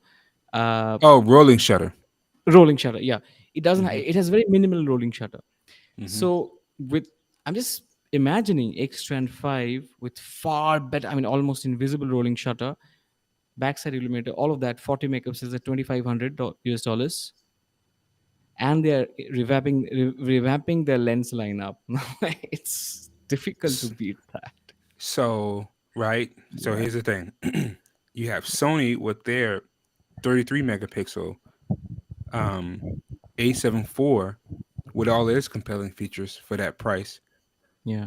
7 more megapixels and you get a Fuji, but it's APS-C, but they're the Yeah. same price. And Yeah. again, of course, like it's going to narrow down to like what matters to who person. Like, so if you want the Yeah. better, let's say the Fuji can do 14 frames per second, that's going to matter to who it matters to. But Yeah. if none of that stuff matters and you're looking at the Mm. price and you're looking at Mm. megapixels, it's a toss up. It's still a toss up. It is. As a Look, as a as a what's the word? Snob. I'm gonna yeah. go full frame every time. I'm gonna go full frame. Look at the bokeh on your picture. You're gonna tell me that you're shooting with a Fuji. What is the camera using right now? No, I'm shooting this on the Z6, and Exactly. You see how with, good that looks? There's no yeah, way. but it's a 1.4 lens, right? So Yeah, yeah, well. I mean, you're right. You're right. You're right. Yeah. I mean, the 1.4 on a full frame is different. I get that. I mean, Look obviously, how you're right. what lens is that on your camera? It's I love this lens. Okay, this Tamron 1.4, 35 1.4. It's Look how smooth it just transitions like perfectly at your distance. beautiful. It's like the Yeah, perfect amount of depth, but still just enough bokeh. You can't yeah. get that with APS-C. I'm sorry, you can't. I mean, you. I mean, you will probably have to manage it better, and you'll have Yeah. to ensure that the background is further away and all that. Bro, I shot on a Panasonic Micro Four Thirds sensor for like a whole year and a half. I shot videos on and I Mm. use it as my family vacation camera. We went to Thailand. I used it was the camera that I bought. Now I did also bring my D750, so I shot pictures, actual real pictures. But I also shot with the APS-C. I'm just like, man, like this is cool. But if I can get a little bit more depth of field, it'd be nice. So Yeah, yeah. I look. You're right. The depth of field argument, I think Fuji can't win because and the proof is Omar Gonzalez loves his. Yeah, he does, and he loves his new. He f- he's now found Nikon love the last wait, six oh months. my god, pause. Omar is a perfect example. So earlier you stepped away for Hagen, and I don't think you were here, frames. But I was saying that like in this landscape, you're starting to see, and also Uh, you, Hagen, you're starting to see people back in the day. You just saw people who just had all Canon cameras, right? Or you saw it with all mm, Nikon cameras, all mm, Sony cameras. mm-hmm. Now you're starting to see a lot of people with a Nikon big camera, but a Fuji small camera, Yeah, Canon big camera, but a yeah, Sony small camera. You're starting to see yeah. people with multiple brands, but for different reasons. So it's not like, Mm, oh, I'm switching over. I'm using my mm, same Sony gear or Nikon gear for my work, for my big jobs, but for fun stuff, I'll pull out this little Panasonic or I'll pull out this little. mm, So like mm, it's getting to a market where like there's room for both parties, but you can't mm. compete. I'm not going to replace my Nikon, my big Nikon with a big Fuji. If I Yeah, buy a Fuji, it's going to be a cheap XE, absolutely, whatever. It's absolutely. not going to be the XH. I'm not, because it's just too much. I'm compete with my Nikons with that. So going back to the argument to where like you could still make a cheaper, more compact, more budget friendly version for people who don't want to carry the big camera around all the time, because we're talking about like Mm, how the market and like Sony makes the ZV. We have a ZV-1, but we also have a Nikon Z6 and a Nikon Z9. So it's like, but Sony is in our house, right? It lives in our house. I have a Panasonic G85 behind me for video and small, and it still works. So I can still pick it up and shoot video with it right now. So they got the sale. Panasonic got the sale. Sony got the sale. If Nikon would have had a thing like that, they would have got the sale. But those guys got it instead. mm. With Yeah. you, Fuji got the sale because you wanted a small, as much as nice as the Z50 is, nah, that XT3 is different. Yeah, it is different. The experience is very different, and at times you do not, at times you do not care about the bokeh so much at times, because it's a mm, uh, you factor in many things, right? At times you put higher weightage on one parameter than the others. So depending on what you're shooting, you're right. And Roy Bixby, so he says something interesting. He's right. He says only aperture and distance um, affect depth of field. Yes, and I was going to touch upon that. You see, um, so it's slightly more complicated than that. It is, you're correct, but look at what Fuji tried to do with the 50 f1, right? It didn't become very popular. It's still heavy and large, right? And it is expensive. It is very expensive. What does it give you? It essentially gives you a 75 1.8, 1.4 equivalent. 75 1.4 equivalent. So why do you want to pay all that money to get that one special lens?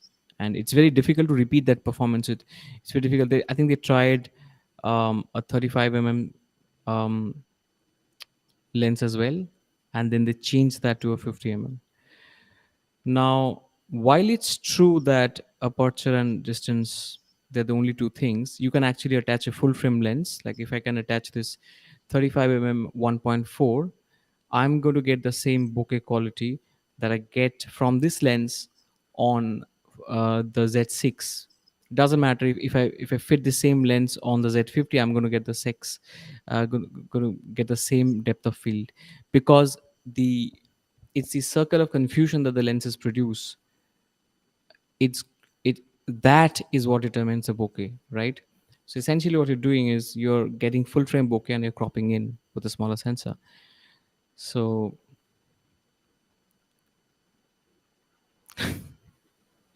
yeah, no, I think they just wanted to give the Fuji users a taste of the full frame bokeh quality, and they had to go down to one f1. Yeah. Seems somebody dropped a comment over on Nikon Rumors saying hi, Chuck. So somebody in the audience is over on Nikon Rumors and they saw That's that I funny. just pulled up. That's Sorry, great. some what's the comment? He just said hi, Chuck. So, ARM user, if you're in the audience and you must be watching the live stream right now, thanks for the comment. So I just, this is the post over on Nikon Rumors right now. I know you guys probably can't see it; it's so small in the little box there, but they don't know what the actual update's going to be tonight. So my guess is Peter didn't get a definitive uh, information about it, but they do confirm DaVinci Resolve, Jaspreet, and I know you already brought this up. DaVinci Resolve has an update out, and it's going to include Nikon RAW in Yeah. RAW.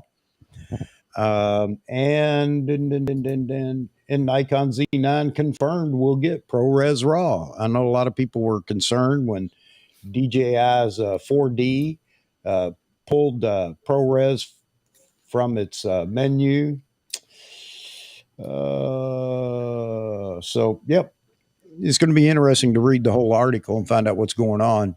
There, Mozman, that was you. Okay, buddy.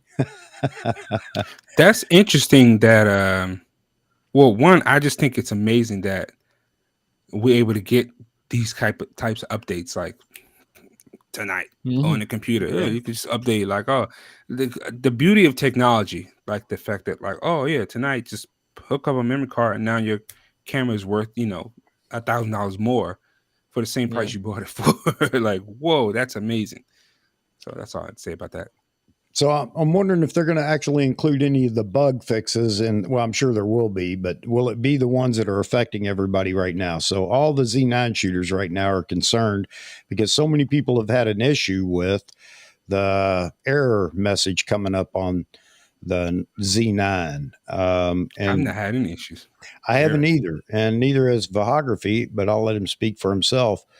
And I'm not worried about it. If it comes up, it comes up. It's just one of those things that, you know, again, everybody will slam Nikon. Like Canon hadn't had a few bugs here recently. And I'm not picking on Canon, but these things happen. You buy a new car, you get a warranty. You know why? So you can take it back 15 times because there's a squeak, a rattle, a leak, or something.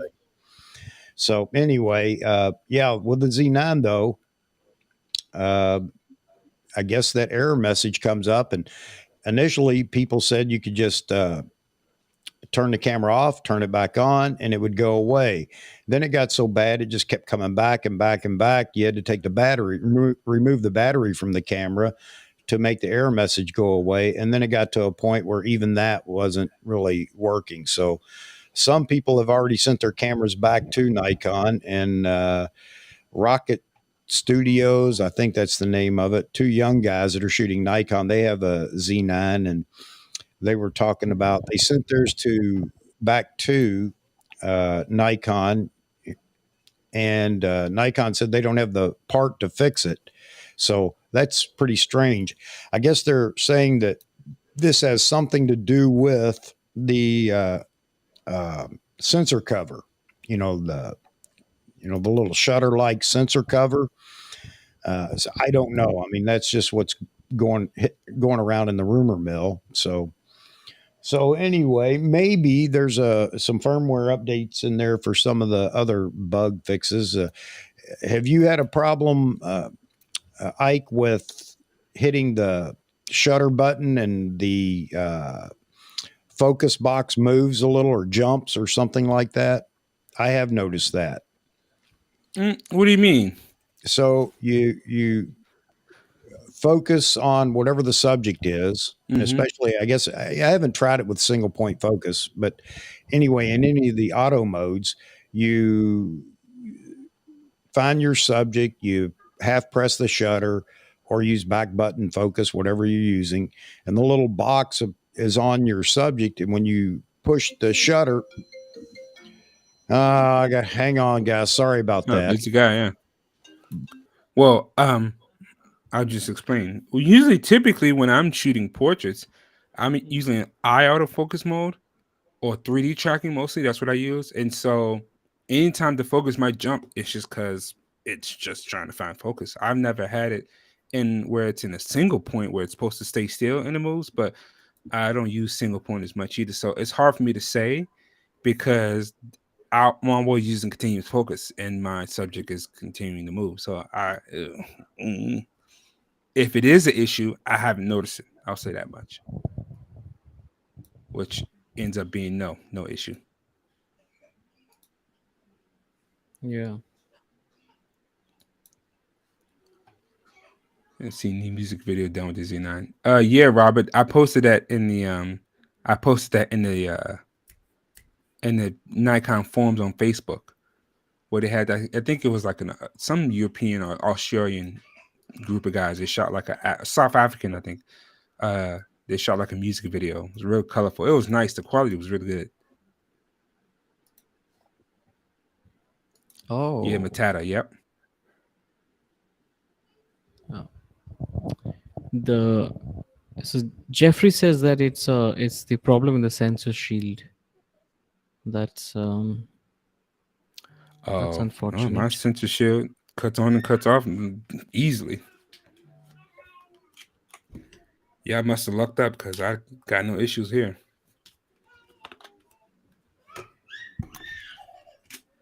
Yeah.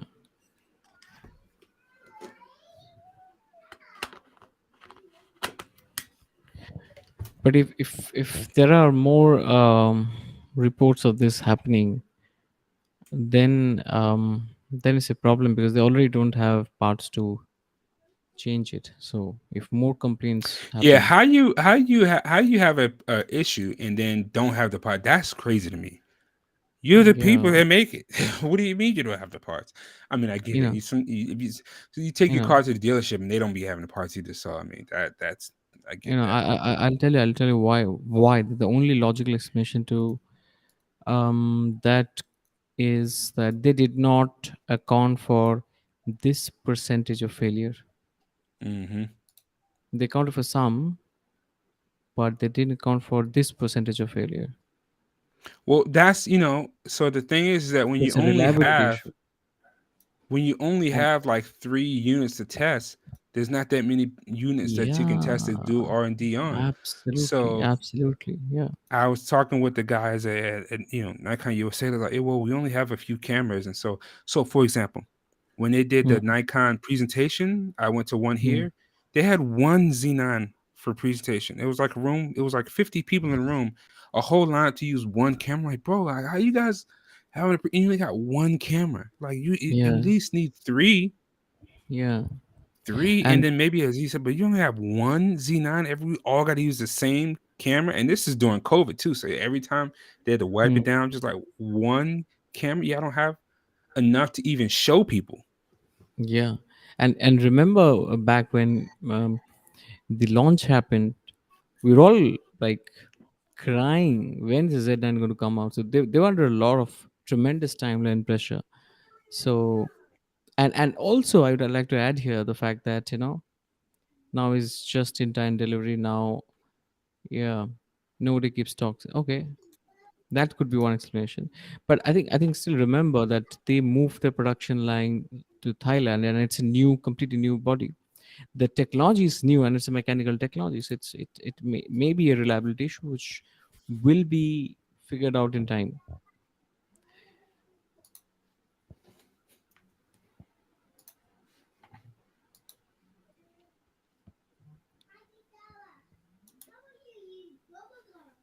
Yeah, not having the parts is not very Nikon, right? Hmm. But I have always heard that Canon has the best service. That's what I've always heard. Yep.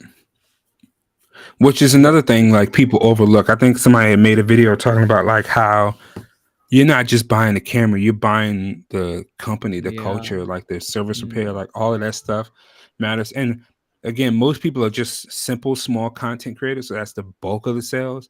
But the professionals who feed into the content creator culture and the, oh, this is the new hotness, and then you get sucked into it, then you something breaks and you got to send it in, and you realize, oh, their professional services suck. Like, what have I done? Like, I sold out all my Canon gear, bought into a Sony, and now there's an issue, and now I don't have the gear that I need, or blah blah blah. Yeah. Which Yeah. Yeah. some people might be experiencing that with Nikon in a way, like, oh, I need new gear, and they don't have the parts. Like, what the And heck? and that's where, like the size of the company comes in, because if you're a larger company, you have more resources to put in for services. Um, and Nikon is a much smaller company compared to, in fact, all four of them. In fact, all five of them. Panasonic is a huge company overall. Fuji is a very large company overall. We all know about Sony and Canon. So Albert says, I'm going to say something that might not be popular, but don't be surprised if the Fujifilm X-H2 camera ends up being the best camera of the year. I mean, this year it could be, because we might not see R1 coming in this year. So, and it's their flagship, so it could be. Yeah, I wouldn't be surprised at that because the Sony A7 IV, as great as it is, it was just kind of like, yeah, that's nice. Like we've seen all this before. Yeah. Hmm. It was, and people complain like the Son that the A7 III was so good that the A7 IV just looked like a moderate upgrade. They had a flip screen. Yeah. That's nice. Like, oh, but all of the Yeah. big features came with the A7 III. The improved autofocus, the bigger battery, the bigger body, all of that stuff was in the A7 III. The A7 IV gave you a flip screen and 33 megapixels in 4K 60 at a crop. Honestly, I don't enjoy the flip screen when I'm shooting pictures. All right. Yeah, that depends on So there Abs- you go. All right. All right. I have nothing against Fuji, okay? But I'm yeah. curious to know why the XH2 would be considered or could be considered camera of the year. I need more. Because So Fuji puts up great features in their cameras. I ain't giving that. yeah, if you Fuji's look at, had like some of the best stuff. yeah, so yeah, I'll tell you what. I'll give you one big reason. So at 40 megapixels, you can have 8K, which means you can also have 6K, which means you can definitely have 4K 120 at $2,500. And then you have a stacked CMOS sensor. I mean, BSI stacked sensor, extra, and of course, extra 5. That sounds like a great proposition. Okay, but why would it be camera of the year? Because it's basically has the same capabilities other cameras have already. I think because of the price, and at $2,500, no one is competing with them. Yeah, and the Xenon came out last year. So Xenon Yeah. got that title last year. So this year it's up for grabs for whoever. Unless Canon launches their R1, which I don't think they, or the R5 version 2 comes out, or even what if the Z7 III and Z6 III come out, both of them. But I mean, Well, I don't see, know. here's I the mean, I'm thing. just So I feel like the Z6 III and Z would be similar to what the A7 IV did to the A7 III. Like, oh, But this is the update we've been waiting for, but is it revolutionary like a Z9 or the Z7 HXH? III, like the Z7 III at 45 meg or maybe 60 megapixels with a It's much still well. powerful. But here's the thing: if Fuji's rumors are to be true, and it's a 40 megapixel APS-C sensor, we've never seen that before. Yeah. So they're giving you like new things that are like, re-energizing the market. The a Z6 III or Z7 III is going to be more of what we've seen already, right? Just with Yeah. Nikon. Hmm. So Nope, Hmm. I disagree. And I'm going to stick to my guns. okay. Not that I don't believe you guys could have an opinion and be right, but I'm going to stick to my guns. The Yeah. Z6 III and the Z7 III are going to be different cameras, not physically, but Mhm. they're going to be different cameras. They're going to be a different resolution significantly. And everybody wants a 100 megapixel camera. Not that it's going to be 100 megapixel, but the Z7 III, I think, will be a very high megapixel camera. I think the Here's Z6 III To will be to a to lower your megapixel. Go to ahead. to your point, I just want to add and continue. I just want to add this to your conversation, to your Yep. statements, is that um, I think this is time that Nikon moves away from Sony for their mid-rung cameras. And if that happens, I think you're going to get. So, what's the expectation right now that you're going to get an A7 IV in the form of Z6 III, right? And A7R4 in the form of Z7 III, right? And if they break Yes. away from that sensor, then what you're saying will become true. No, I think that's exactly what it's going to be. I Hmm. think that we're going to see a differentiation. You know, three cameras that compete not with each other but with the competition. Hmm. So The Sony fan. everybody, the consumer, Nikon consumer, has a choice. I don't want all these other features. Here's a camera Hmm. that fits my need, and this is what I want. I Hmm. don't want all the video features, so that camera works best for me. And then you're going to have the all rounder, which will be the Z8. And I think that satisfies the customer base. You guys tell me why that's wrong. I'm listening. I was Yeah. going to say that. Hmm. Oh, sorry. Go ahead, Frames. No, no, no. Yeah, go on. I think for the sanity of Nikon, I think that what they should do, let's just say Z7 III or Z whatever 3 is coming, I think that they should announce the development rumor. Hmm. Then, like say around like April, May, sorry, what it is April now, May, June, say, hey, development announcement, new coming down the pipeline, something new. Then, September, October, they do the presentation and then to be released beginning of next year. Because then what it does is it tells the people who are waiting to say, hey, hold your horses. We hear you. We're coming with something. Chill out for a second. Because that'll give people the excitement to be like, all right, let me just hold out 6 more months because the Yes. next thing is coming. If they don't I say agree with that. anything, if they say nothing and just say in November, hey, new camera, it's too late. People are already Yeah. switched. They're like, yeah, it's already Yes. switched. But if they say, Yes. hey, Yeah, if they give us a little teaser in May, June, the next revolution coming, yeah, and they just show a little outline or whatever, that'll give the hype boys enough hype to be like, yo. And then a few months later, then the rumor mill will start popping. Then a few months later, new specs, rumor specs coming out, and then all of a sudden that buys them time to give them the whole another year to work on whatever they're working on now, still pump out Z9s and get that content out, and then boom, next 2023 release the new camera, and then it's No, been enough time. you're absolutely right. And you got a lot of people again over in Nikon rumors and other forums that are saying no, wait until they have enough to support demand. I don't want to wait. I'd rather complain that I can't get my hands on it. I'm sorry, that's just me.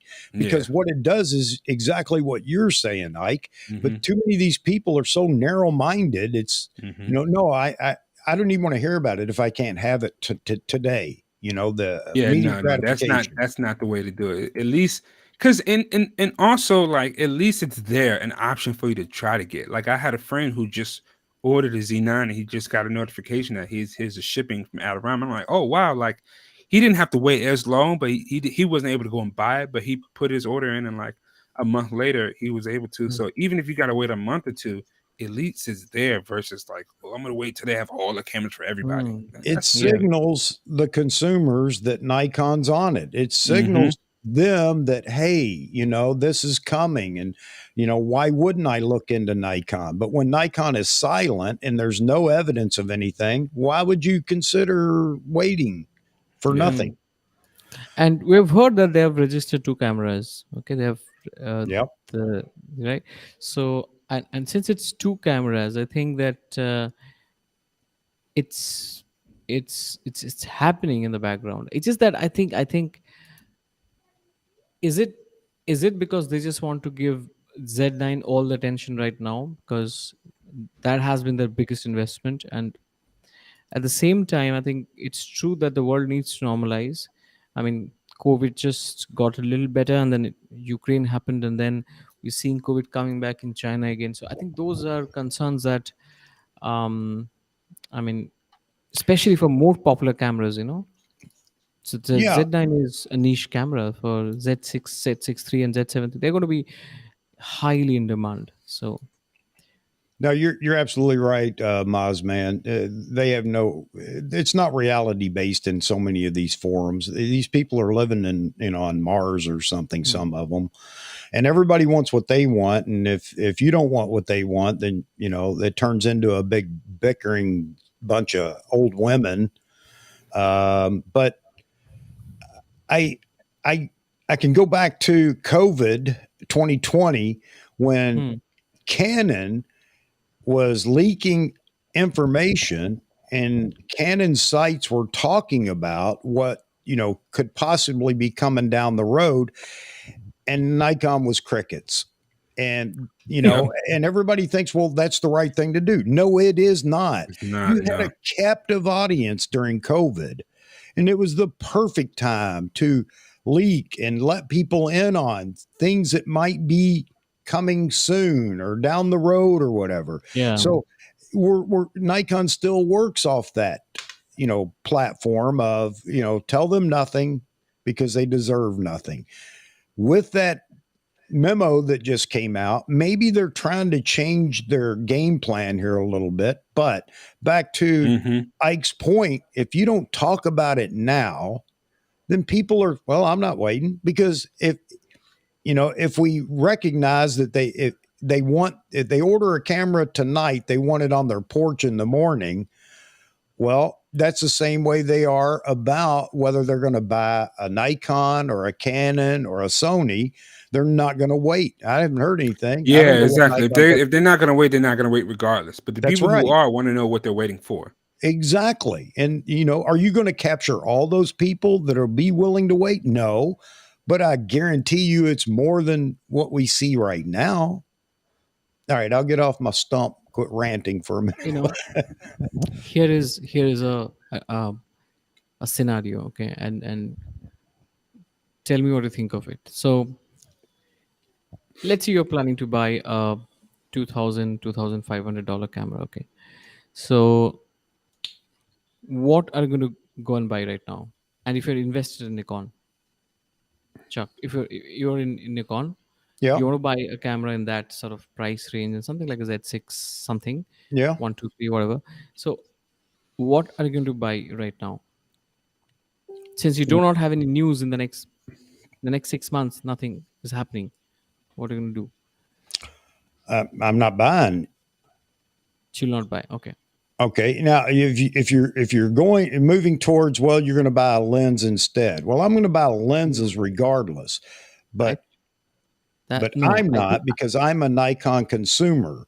But I'm yes, talking specifically for those that are on the fence about what they want to do. right. Now, there are two sides of the market. People who are Yep. in the Nikon system, right? Yep. Now, people who are in the Nikon, you have a couple of cameras which you're fine with, and you need that extra camera, one more that you may have a specific need for, and you will say, okay, I don't have the next gen coming in right now. I'll wait for the news to come in, and then I'll decide. Right? Yeah. I'll see how much better that is for how much more money, and I'll figure it out, and I'll okay. Now let's look at someone who's into the Sony or Canon system, or completely fresh out in the market, right? Right.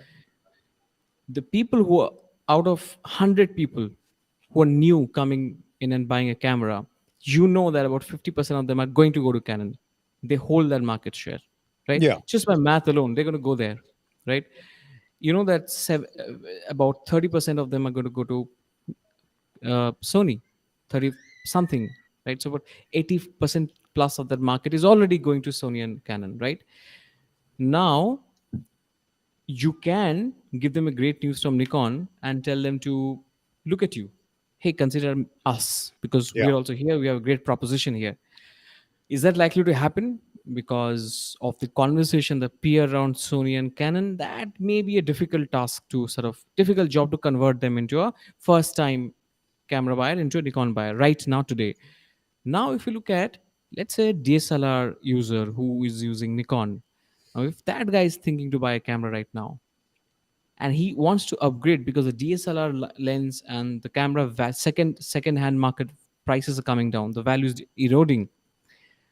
So in that case, if you are a D850 user and D750 user, and you need something like a 2000 US dollar mirrorless camera, are you going to wait for the Z6 III, or are you going to buy the Z6 II? You, or who are we talking about? I'm sorry. You imagine you have D750 and D850. You're a Yeah. DSLR user. You know Right. the value of your old lenses and cameras are going down, Right. and you want to upgrade to a decent mirrorless camera from Nikon Yeah. because you have those lenses that you can adapt. Yeah. Are you going to wait for the Z6 III, or are you going to buy the Z6 II? Well, me, if I'm in the Nikon brand already, I'm probably going to buy something now and maybe Exactly. wait for Yeah. something better as it comes up. But if you tell me that, hey, Hmm. this is on the horizon somewhere, then Yeah. maybe I say, well, you know what? I can hold on a little while. Yeah. And a lot of That's the, people have done that. that's the thing. We do not know how many Z6 IIs they have bought parts for, how many Z6 II they had planned to make, and they need to clear that stock still. So if they Yeah. announce it, a lot of people are going to hold on and Yeah. wait for the Z6 III, and they've bought equipment and parts, have employed manpower, they have a contract with the factory, and all of those things are there. And suddenly that line will not be so attractive to run because you people are waiting for Z6 III. And if you go back, what happened to the A7 IV is that A7 IV news happened just before the launch. They didn't have a very long period of like rumor conversation happening, not authentic coming from Sony anyway. Just Yeah. like 20 days, 30 days. Why did I think that happened? Because the A7 III is still the second highest sold camera from Sony. Still, because they're already seeing a lot of success, a lot of volumes from A7 III. They don't want to disrupt the year's plan and make some people stop buying the A7 III. So, and I'll tell you one very other interesting thing that I noticed, that in the markets where they are doing, the A7 III is doing quite well, the price gap between A7 III and A7 IV is quite high. But in the markets where A7 III is sort of kind of tapering down, let's say, and the R6 is picking up, the A7 III comes at a much more competitive price. So it may be about inventory management. I don't know. I mean, it's a very But see, multi-factor sort of situation. we're going back trying to justify what they're doing based on, Yeah, one camera eating the yeah, share of another camera or whatever. No, a sale is a sale is a sale is a sale. They're not going to get stuck with a bunch of Z6s and Z7s they can't get rid of. yeah, Okay. They're going to sell those cameras, but you build fervor in the market for your brand yeah, by, isn't that what Sony did? I mean, yeah, one camera after another, bam, bam, and everybody made fun of them. Well, yeah, you know what? It didn't hurt them, did it? yeah. That's So true. it's about communication, and what communication does is it sends a signal to the photography community, the video community, that Nikon is a participant. Yeah. Not the same. We don't get any.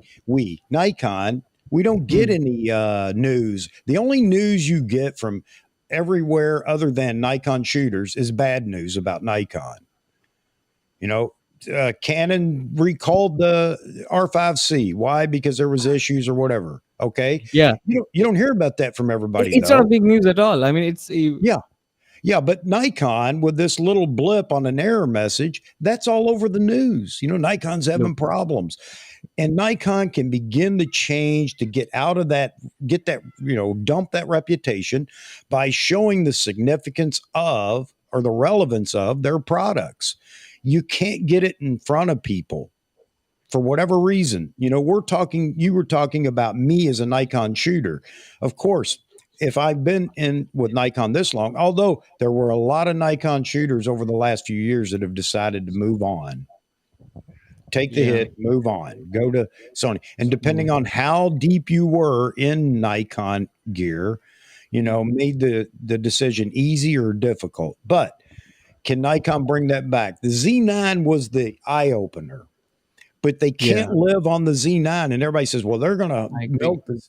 If they are, that is a bad idea, in my opinion, because while it is cheaper and a lot more people can afford it or stretch their budgets to buy the Z9, and good on them, it's still only going to sell Z9s. It's not selling any Z6s, is it? It's not selling any Z7 twos. No, not until they update those cameras. Not until they have a competitor to the R5. The R5 is the perfect camera in so many people's minds as they look at it. It's just perfect. It does everything the Z9 does, maybe not as good or whatever. And if you're looking for a system to get in, Canon's so well known now, especially video and everything else. But Nikon needs to drop that bomb again. Yeah. And they need to communicate and let the people out here know that, hey, we're in it and here's what's coming next. Maybe not that blunt because, they're not going to give us all the specs and No, everything else. I They agree. need to be willing to leak something so that people are sitting on the edge of their seat. What could this be? All right, this is going to be. Let people speculate, because that conversation permeates the photography Yes. community. Yes. So that's just my opinion. Go ahead, Ike. I was this close to buying an A7 III Yeah. before I saw the Z6 announcement, and I didn't. But it was coming around the time I was like shooting my YouTube videos, and I was getting tired of the pen. I was like, man, I need something like, because Sony was still like running a YouTube space, and I was just like, man, I should just get an A7 III. I can use it to shoot my videos. I can maybe create some content on it. Then all of a sudden, the Z6 rumor comes out, and I'm like, yeah, get this mess out. This is the A7 III. Yeah. Yeah. It was in the thought ran across my head. Right. This is 2018, 2017, whatever, 2018. I had shot like a few weddings on the A1, sorry, not A1, A9. I had already shot the A9 twice. I had used my friend's A7 IIIs a few times, and I was like, man, this is actually a really good camera. I should get one. I wasn't thinking of replacing my Nikons, but I Yeah. was like, oh, I could have one on the side as like a little side thing, because I wanted a mirrorless and I wanted the video features. And I was like, man, full frame 4K would be nice. Then when Nikon announced that, I had calmed down. So the thought was there, but until they said something, who knows? Like, if they would have waited to a month before, I might have had already A7 III by then, Yeah. and then I'd have been stuck. So it's You And just know, like, the only thing that held the Z6 and Z7 back was autofocus. Period. Everything Well, else in Oh, the cameras was mine. fantastic.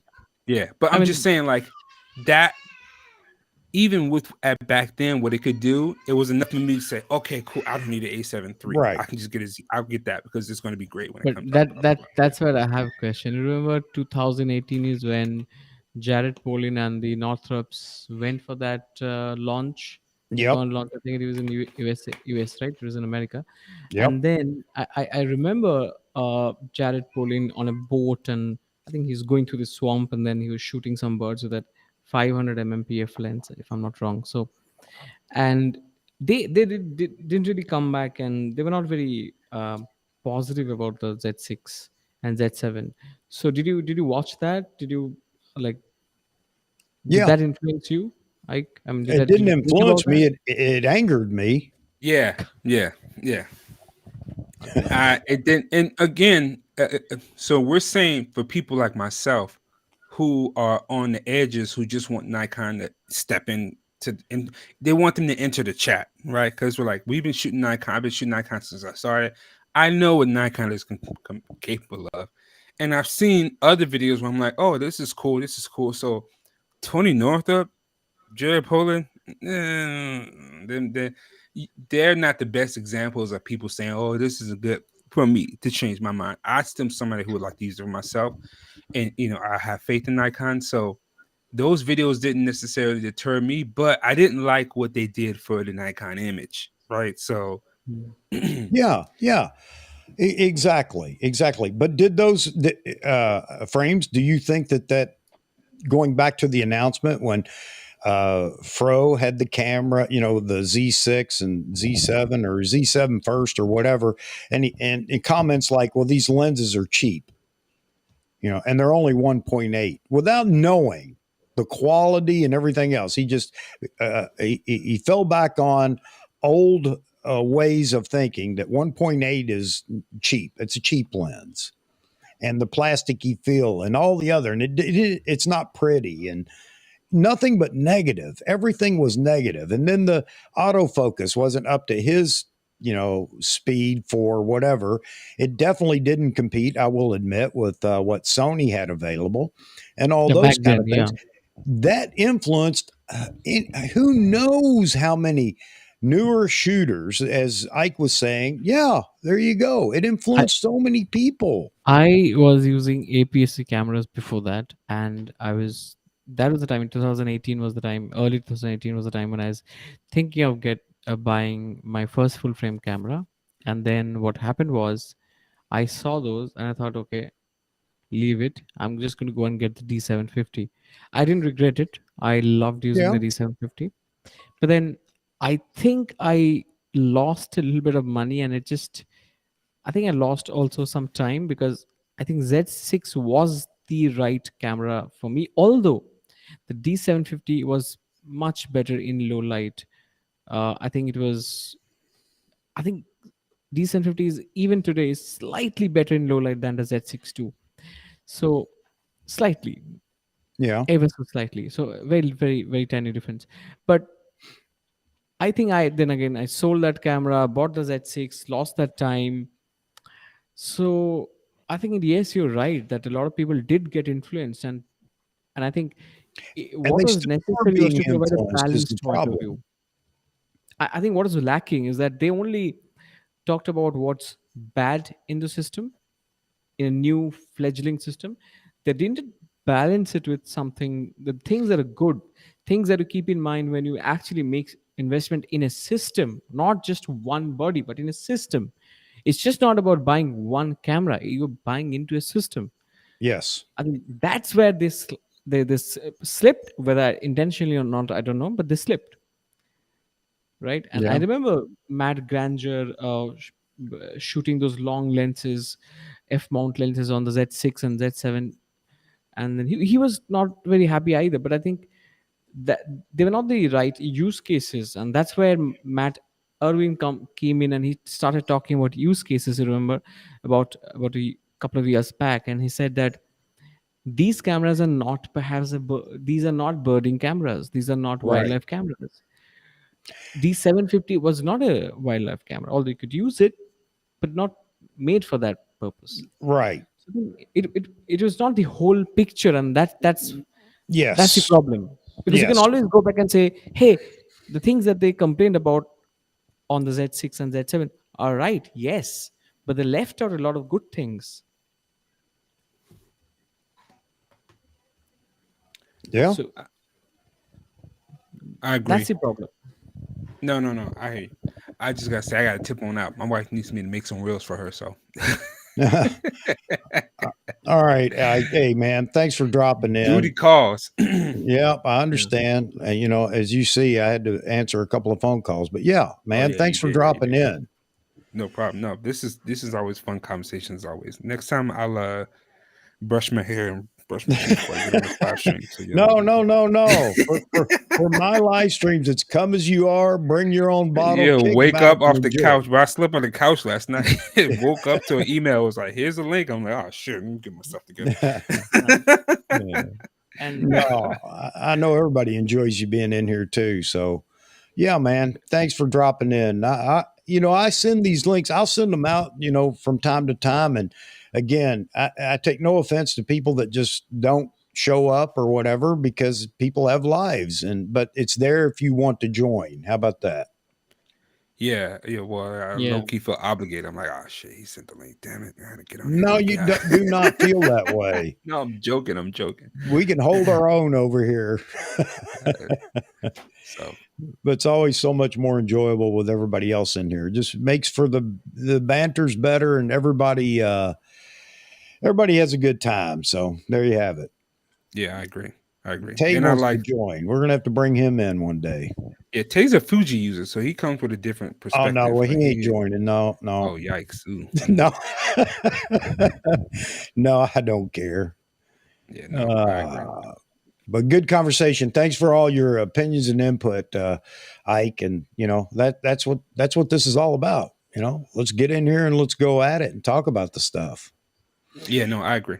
So Nikon, if you're listening, pay attention. yeah, and yeah, I'm sending you a back as soon as I can. All right, cool. yeah. And if I ever do a live, please do come on, and Chuck, please. If I'm Yeah, just thinking of doing lives, but then it's kind of scares me. Yeah, hey, my thing is I'd probably go live a little bit more often if I didn't have to deal with all of these distractions. yeah, So yeah. that's more my thing. It's like I gotta pick a time when it was quiet and nobody needs me, and I can just get on, and the kids not. Yeah. So it's an issue that Chuck doesn't have. Clearly, he No, can just no, be. no, no. Those days are gone. Yeah. I mean, Yeah. you always have this people, but it's like less of an issue. It's less of a Yeah. recurrence. Like, all right, I can manage these. It's like, oh, I gotta get up. Kids are time to Yeah, I stuff. understand. Like, your day could be managed better. That's for sure. Yeah. So, Yeah, you're still in the days of who knows what comes yeah, next. He did what? She did what? exactly. Yep. Mm-hmm. Yep. Oh, So, So, anyways, Jaspreet asks, my as wife, usual. she Yeah, sorry. no, I was say my wife caught Yeah. COVID. She took the test and was like confirmed for it. So she's like, hey, can you help me with this? Can you get? It's all right, fine, be cool. Yeah, I mean, oh shit. Yeah. So well, she's good though. She's fine. It's like she basically has like a flu, like her yeah. symptoms. Oh. It's nothing crazy, but she's sick Hmm. still. So Well, tell her we Yes. hope she gets well soon. I mean, nobody wants to be sick, no matter how good or bad the sick I'm is. yeah, just exactly. tired of And this I know COVID you don't thing. I want her to just, be sick either. That's why I I'm slept on just, the couch. I was like, you keep that over there. all I want is this thing to go. I don't know when this is going to go away. We've already wasted, my God, 2.5 years now. I'm tired, man. We can't have another wave coming in. I don't know what's happening. Just Look, I don't it's gotta know what stop they do somewhere. over there, but in Hmm. America, they not having it. Good luck. Good luck over here, buddy. Uh, Yeah. These rallies are only gonna get worse. Don't try it over here. yeah. Don't No, try it over here. thing is, people overall will still be scared. There will still be disruptions. Okay, And and There's travel is. that's all that's all a choice. I choose to not Hmm. be afraid. What's going to happen is going to happen, and that's Mhm. that. Yeah. Yeah. But we can't let this continue to drive our lives. Mhm. Yeah. Yeah. We, you know, it sounds terrible, and then everybody's going to quote all the death figures or numbers and all the. I don't. At some point, life has to return. Or look, Yeah. I'm with you. we're all gonna commit suicide. What's worse? My wife's sick right now, but she's fine. She will be okay. She will get better and it'll be back to normal. So it's no different than getting sick with any other kind of cold or flu Yep. for her. But she took the vaccine. Like we're Mm. vaccinated, so the vaccine's doing what it's supposed to do: keep you from dying or Mm. going to the hospital. Right. So if you have to deal with getting sick, in January or June or whatever, it is what it is. But I'm not running around. I'm not afraid of her. I'm just like, hey, I'll let you keep your distance Right. because I'm not going to jump into the sickness. But at the same time, Mm. oh well, you Right. got it. That's fine. Like I'm still going to live my life. Like whatever. Yep. Yeah, All right, exactly. How I man. feel. So, Chuck, I'll have to leave as well. I have a morning flight to catch, but I'll Peace out, just guys. um oh, he dropped off, I think. So, Jasprit asks a very interesting question. He says, is X speed 7 or 7 nm or 10 nm chip? Um, I don't know, but I know the previous gen was, I think, a 14 nm chip because Nikon could only make 14 nm. So we don't have that information. Funny enough, in fact, I started. I wanted to find that out. It's very difficult to get that information out. Yeah, there are some trade secrets that any manufacturer is not going to let go of. Yeah, maybe like on laptops and phones you can get those information easily, but on for cameras, I don't know how to get that information out of them unless you open the Yeah, camera up and see what's inside. Vagan says, I choose freedom over fear. That's a good line. absolutely. Yeah. Right. Absolutely. See all the fun you miss if you don't join us, Frames? I'm trying to shame you into being here more often. I don't No, mean see, all the time. you didn't have to tell me to do that. I said I'm going to come because I really enjoyed it the last day, and I didn't know that Ike was going to be on today. So, and he's a fun guy. I really like that idea of bringing Stu Blue on because I mean he's such a fun guy. Oh, He yeah. just makes the whole thing so he just brings it alive. I um so And eventually he will. He will. He just, yeah. he's got other priorities right now, and I respect that, and I understand it. I've been through life too, where I have other priorities and have to push something aside. So Yeah, and he's got a very important job too as a police boss. I mean, yes, sir. so yeah, yeah. Hmm. Need to Yeah, bring frame. Who I don't know who that is though. yeah, you're right, Jess Breton. He said that this morning. I commented on his live stream. He said he has to get over here again. So, yeah, I'll stay in touch with him. I do have another person from Malaysia that emailed me and would like to come on, be a guest on. So I'm going to set that up. And, the more people we get around the world, the more we learn other ideas and whatever. I'm not trying to be philosophical here, but why not include some photographers from around the world? I mean, like you, Frames, it's just nice to talk to, keep the community, together. So Frame Voyager is a filmmaker, right? Is I'm just Yes. looking at his. Okay, He's all interesting. video. He's black magic all the way.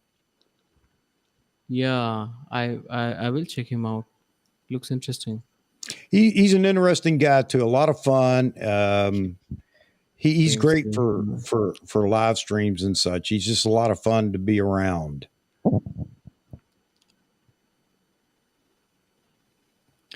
Hey, Yeah, hey, Vagan, good to see you there too. I thought you'll join today. Surprised to see that you haven't joined. I'm trying to shame you into joining.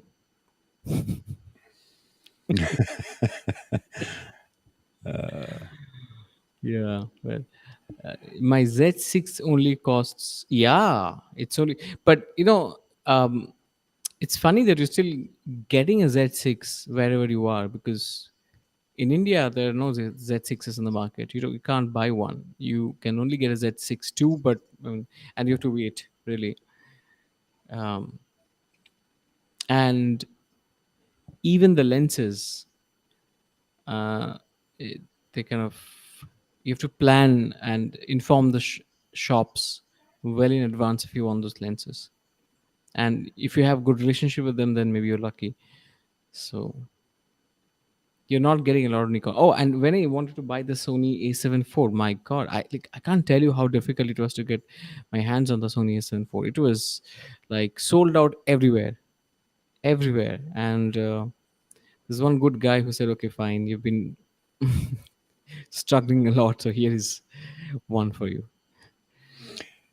Hey, Tay, I would say yes, other than I'm getting ready to pull out. So it might not be a great time, but I'll get you in here. I just need a way to communicate with you, whether it's email or something. So if you'll send me an email and we can make that link, we'll make that happen. Wolf Crow, Jaspreet, you're kidding, right? That guy Yeah, charges $100 a minute for his time. Great I've guy, seen don't get me wrong, but I don't think he does anything for free. free because he's a very busy man. So I'm not even going to broach that. However, if you would like to talk to him and he would like to come on, I'd be more than happy to bring him in because he is I mean, cinematography is his thing. Oh, he's amazing. Yeah. Yeah. But I can't see him coming down here to some hillbilly on, on YouTube and wanting to join the conversation. But absolutely, if you can make that happen, man, we'd love to I have him in here. I'd like to I get him in here can with Frame Voyager. I can try and reach out to him though. Okay. Um, I'll try. And Uh, I mean I love the way he understands storytelling and understands movement, motion framing and all those things, color. It's just beautiful how he how simply explains and understands each of these directors individually, and it's he's lost. Well, yeah. No, I'm gonna reach out to him and see how he responds. That is Also, what. I can't Hmm. think of his name, but his channel. He's in India Frames. All of his videos are in English, and I love his videos. I love the guy has a voice that's just he put. I could listen to him speak all night long. Trying to think of the name of his channel. What does he do? As He in what? does what He does. hmm. I think they're a camera center or something. Not a. I don't know, but he does a lot of tutorial videos on how to shoot this, how to do that. He reviews cameras and camera gear and stuff like that. Daggone it, Pixel Village. There you go. Oh yeah. Uh, Oh I, yeah, yeah, yeah, yeah, yeah, yeah. Of course, yeah. I love watching his videos too. But I actually approached him and never got a response, so I take that as well. I'm not really interested. Right. Yeah, and but I know that he's also a very busy guy, and he's got a good business going here. Um, Yeah, yeah, I understand. yeah, so it could be busy, but that's another interesting name. But he is essentially a like a photography teacher Yes. and gear guy, but and lighting guy and all that. But Wolfro is different because just the way he talks about storytelling, that's what I really like. And tomorrow's filmmakers they're also great, but what Wolfro does very well is explaining storytelling from a technical perspective. How to Yeah. use how to use techniques as as a way to tell the story. That's I think is interesting, very Yep. fun. Will And do, you're Jeffrey. right. You're right, Jaspreet, that you said, popular cinematographers. Yeah, those videos are fantastic. I don't know. I didn't know that he removed them. Yeah. Yeah, James. Yeah, I had I thought I had a stroke of genius, and it may have been just stupid on trying to number these so I could keep up with them. And I thought, well, how many have I done? Which ones count? Blah blah blah. So I'll just start with number one. You may not see a number two, but you'll see a video or a live stream. No, no, I think you can go back and edit the the title of these all these live videos, and just like almost arrange them as episode numbers, like, so this will probably become number 50th or something. Yeah, I don't know what it Yeah. is. But that's a good way to go, because I think Vagan also does the same thing. So there is a, you can see the progress in his channel, you can see the kind of conversations over time. It's easy to kind of go through your channel and find the content and see the progress. That's a very interesting. Hey, thank you, Jeffrey. Great to see you join the crowd 2 weeks in a row. Okay, cool. So, Chuck, I think it's been a pleasure talking to you again. I'm going to try and come back next Wednesday. Although I don't know, I might be. Well, I'm hey, not sure. Could be don't shifting commit. cities. Don't commit to anything. I'm going to send you the Yeah, link, and when you can, yeah, join. So now yeah, you yeah, know yeah. this isn't so Hmm. formal that you have to be here at the beginning or whatever. Right. Yeah. You know, come and go as you like or whatever. But you'll have a link, and you're welcome anytime. Yeah. Thanks for allowing that to happen, because it just makes life easier. And I said I'm going to join right at 9:30 my time, but I couldn't finish my work, and then it eventually took about an hour more. So yeah. Well, you're welcome anytime. You know, eventually, I guess I'm going to have to get where I have to let people know. No, sorry, we're booked for the for the next show. Yeah, and 'Cause- and I wish you good luck for that to happen, really, Well, and very quickly. yeah, By it's kind of bittersweet though. You know, you have people that you really enjoy in, and then you get too Yeah, many people that you really enjoy in. But um, yeah, I think three others is about the max for being able to have the conversation go, carry, yeah, and so on and so forth. But we may do a marathon one night, and just for kicks and grins, and see how many people. Well, I can bring in up to 10 guests, I think. So yeah. Okay. that'll turn into a nightmare, but it might be fun to play with. So so three more, as in, so it's going to be total five people, including you, right? Right. I'm sorry. So if you five people in total, including you, that's the maximum you can add. No, actually, I think I don't know if 10 is the max guest I Okay. can have or 10 total, including me. So, Okay. Okay. But I think beyond a point, it's difficult to have a conversation if there are too many people. I think four, oh, five I is great. agree. Yeah. I agree. I think it would just be Yeah. fun to do it one night just to see how crazy it would be. Yeah. And why don't you bring someone who's like a little on the edge, so you can have a bit of, you know, we, uh, we can have open conversations. yes, And yes.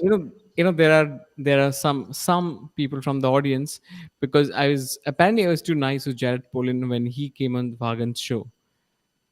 I was apparently too nice, but I remember I was trying to be not too hyper about it, because Vagan invited him on to his show, right? So I didn't want the conversation becoming awkward. So then I said, okay, let me know, let me not get into difficult territories. So, but if I could speak my mind, it would have been really interesting.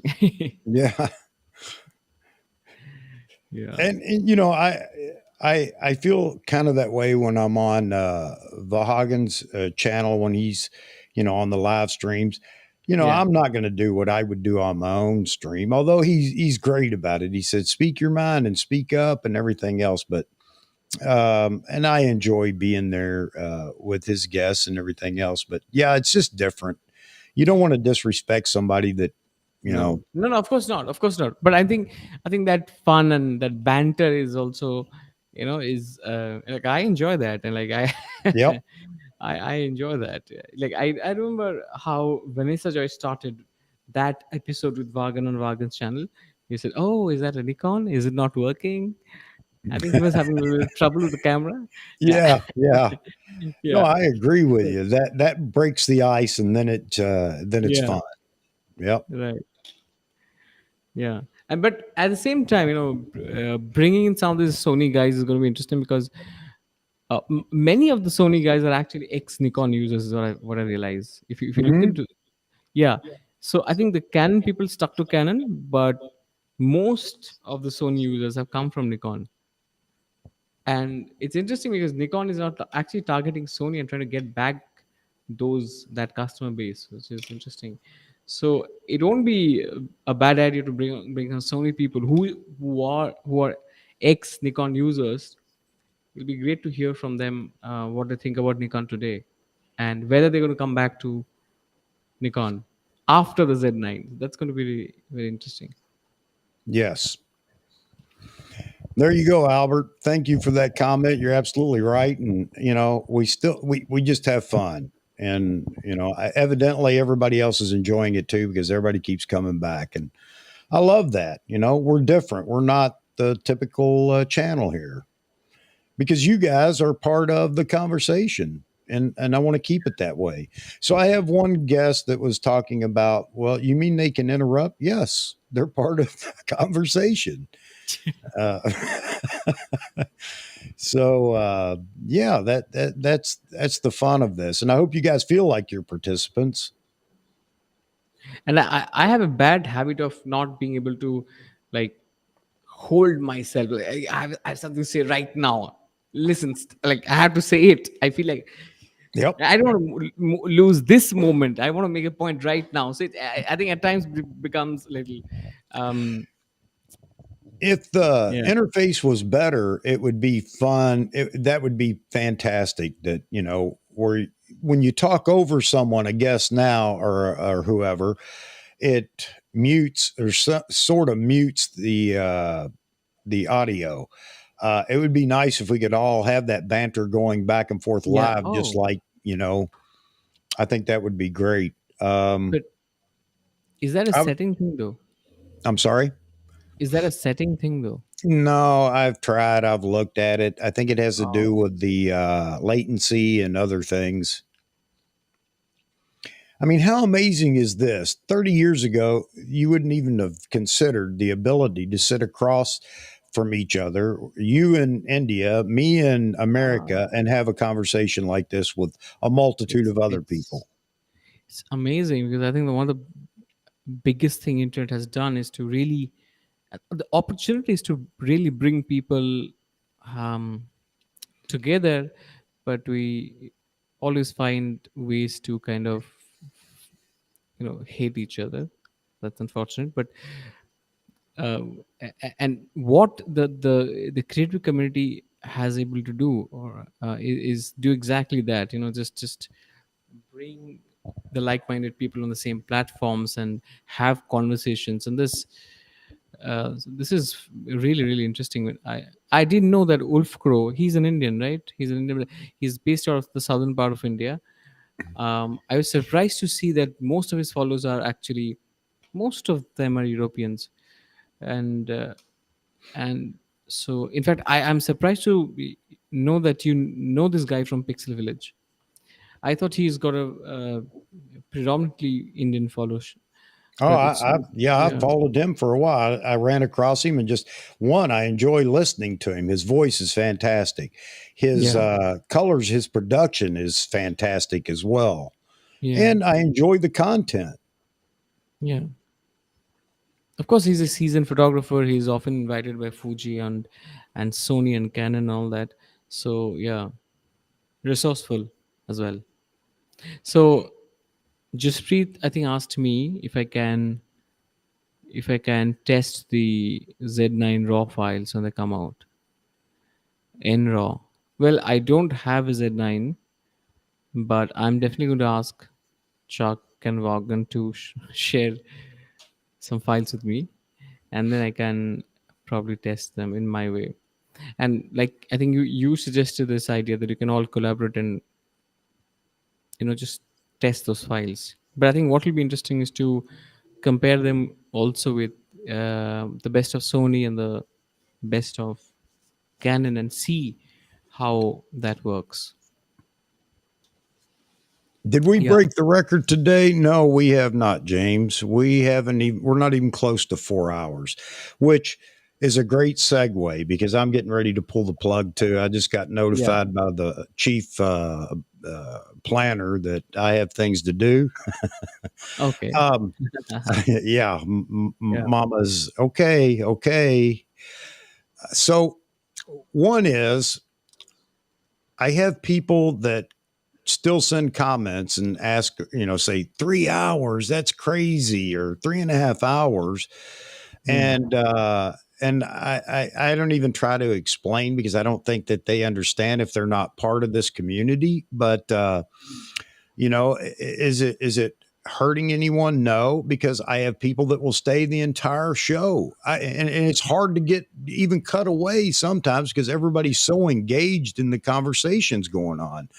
And uh, and guests come on, and it's well, I can only stay an hour. I said, okay, that's fine, and they stay 2 or 3 hours. So yeah.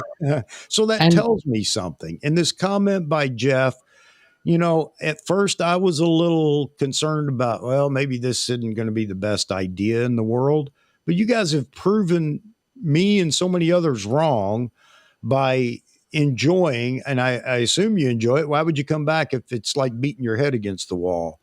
But you mm, guys have shown me that this is something that maybe it's not new, but not as prevalent in YouTube for photographers and videographers. So I thank you. Everybody that's a subscriber, I thank you so much. Even those that may not be subscribed, but for whatever reason, continue to show up. I think that's wonderful. But on that note, I would appreciate people subscribing if you haven't. And, again, if you have a good time in here with us, then drop a like. It boosts my ego and keeps me energized to continue to do this. All right, my I advertisement's over. Go ahead. I I have subscribed from all my other accounts.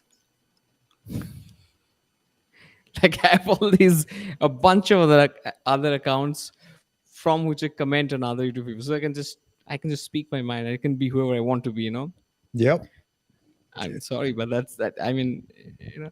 So I've I think subscribed from all those accounts, but yeah, also because I'm not always logged in through my main Frames team account. So uh, like there are a few channels I follow. I'd like to just be able to catch up on the channels no matter what. Yeah. Uh, I must say that I think this kind of conversation uh, also depends a lot on just the skill of being a good conversationist. Mm-hmm. And I think a calm, meaningful way to engage with each other and have a full conversation, not like we're always running because we don't have time. uh, so I think in that context it is great to have to really consume time without being worried about too much time being lost. Really don't worry about, just consume time and enjoy that, and have a great conversation more than making a point. I think the point is to have a great conversation. Mm-hmm. And right, so I think that's the value of what you're doing and channels like this. And I wish you all the success. I personally enjoy the experience of being here and just taking my time to frame my sentences and then just try and say what I want to say. And I can see how engaged the audience is, because I think they see the genuineness in the conversation.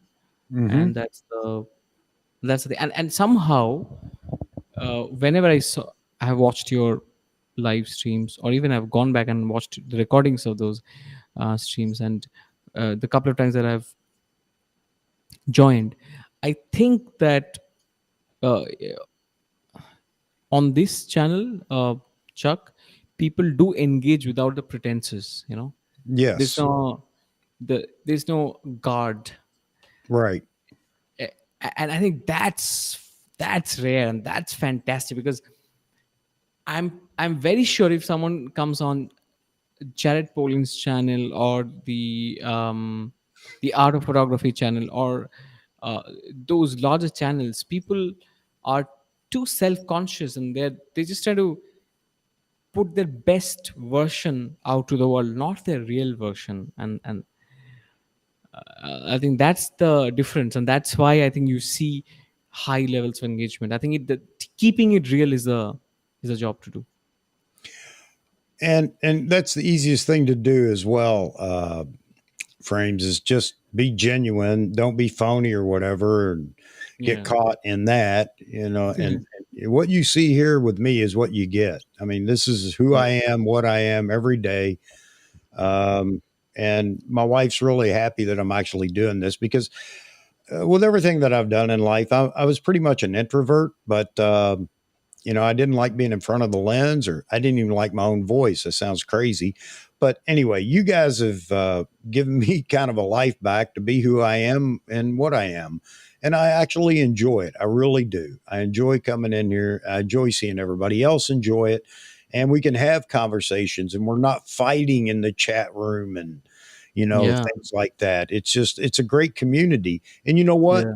If I can't have a community like this and a chat room full of people like you, I don't want to have big numbers of subscribers that just Yeah. want to get in here and fight and whatever. I think this is great and I really enjoy it. So you guys are the reason. I know it sounds corny to say that, but truly you are. If it wasn't for you all, I'd just be another guy out here on YouTube babbling away. And you guys kind of bring me back to reality sometimes. Chuck, I didn't realize I was not following you about, let's say, till 3-4 months back. I was not following you, and then when I started following you, I initially I thought, oh, okay, the same thing. Oh, 2 hour long. Do I have the time right now? But I think it's a different experience to watch it later on. But it's completely different when you're engaging live. Right, Then maybe you're doing something else on the side, but you're also listening. But now you want to make a point, you just quickly come on the open the chat box and just type a comment. yeah, That is a very different. So I think, and that's the value, I think. And when people think that if my point of view is different, when my point of view is different, I'm going to I'm going to get attacked, then people will stop engaging, because they're not questioning, okay, am I going to say things that people will like? Or and so, he said professionals or beginners, we're all equal here. That I've yep, heard this so many times, that, what, I'm a professional photographer, here from take it from me. And what do you know? And I think some of the best known photographers in the world, they were not professional photographers, though. right, Some of the most well-known photographers, they were not professionals at all. They shot for their own happiness. That's about it. So yeah. James, you asked earlier what's the highest number of participants. I think we hit it today with 33. So now we have another goal. We can beat that as we go on down the road. And again, I don't really get caught up in how many, but obviously the more people with this kind of conversation going on makes it even better. So there you have. But 33 seems to be the highest so far, and I'm happy with that because it's uh, 33 quality people. hmm. Yeah, 33 is quite high, actually. And that's about 10%. What's your subscriber base right now? I think I'm 350. Yeah, that's a very high percentage of engagement. That's a very high percentage. I don't know. I can't read the algorithm that they have in. No, I mean, let's say you get on an average 20 people to come on and engage. Out of 350, it's about 7-8%. So let's say when you have 2,000 subscribers, you have 150 people commenting. You see, that's almost unmanageable. So if you keep the engagement rate, is very high. that you have Mhm. right now, the engagement rate is very high. It's a very high engagement rate. So yeah. Well, guys, we're approaching. We could probably break a record, but I'm being told I must get busy Yeah, here. and So, I must move too, because yeah. Oh, yeah. Come now, done for today, says my better half. So all she right. she's watching you, Chuck. Uh She's oh. watching you. Uh oh. She does though, okay? And even so, that morning when I couldn't wake up and join, right? Yeah. Guess what? She watched the whole thing, and the moment I woke up, and she said, "Listen, Chuck took your name. He said you're going to join. Did you not inform that you're not going to join?" I said, "I didn't. I said I didn't know that I was not going to join." I, I'm realizing now that I have not joined because I just woke up. Yeah. Well, that's Right. fantastic. Thank her for me. Yeah, sure. So she was keeping an eye on, and I think she watched on for about 2 hours, I think. So But again, she got hooked onto the conversation. well, good, good. I'm Right. happy about that. I'm That's right. glad. And look, I take no offense. Things come up. People have Yeah. whatever, and this is a different channel, so why be so Yeah. strict? We have a good Yeah. time, Yeah. and that's all that matters. Cool. Okay. Then I'll figure out. Let me know when you're coming online, and if things permit, I'm going to join very soon. I'm going to All join right. very soon. It's just that I'm going to shift. I may or may not. I don't know yet. I It's shift cities. It's a very Mhm. strange situation. I don't know. Uh, it's 5 more days to go, and I do not know yet whether I'm going to do it, shift cities or not. So yeah, if I do, I'm going to shift next Wednesday. In that case, it'll be difficult for me, but otherwise, I'm going to come on and just see you very soon, Chuck, on your All channel. right, Frames. I appreciate that. Make no promises. You're welcome anytime. I understand. We all have lives. I keep saying that. Thank you. Great. Okay Roy, then. Good night. thank you for joining. I know you got to get going. James sounds good. He's going out to shoot. Charles, good to see you. Anyway, folks, yep.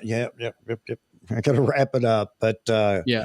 thank you all so much, and drop a like on your way out if you would. God bless you all. Hope you have a wonderful week. We'll see everybody hopefully on Saturday night. Thanks, Frames. Have a great Thank you. Thank you, Chuck.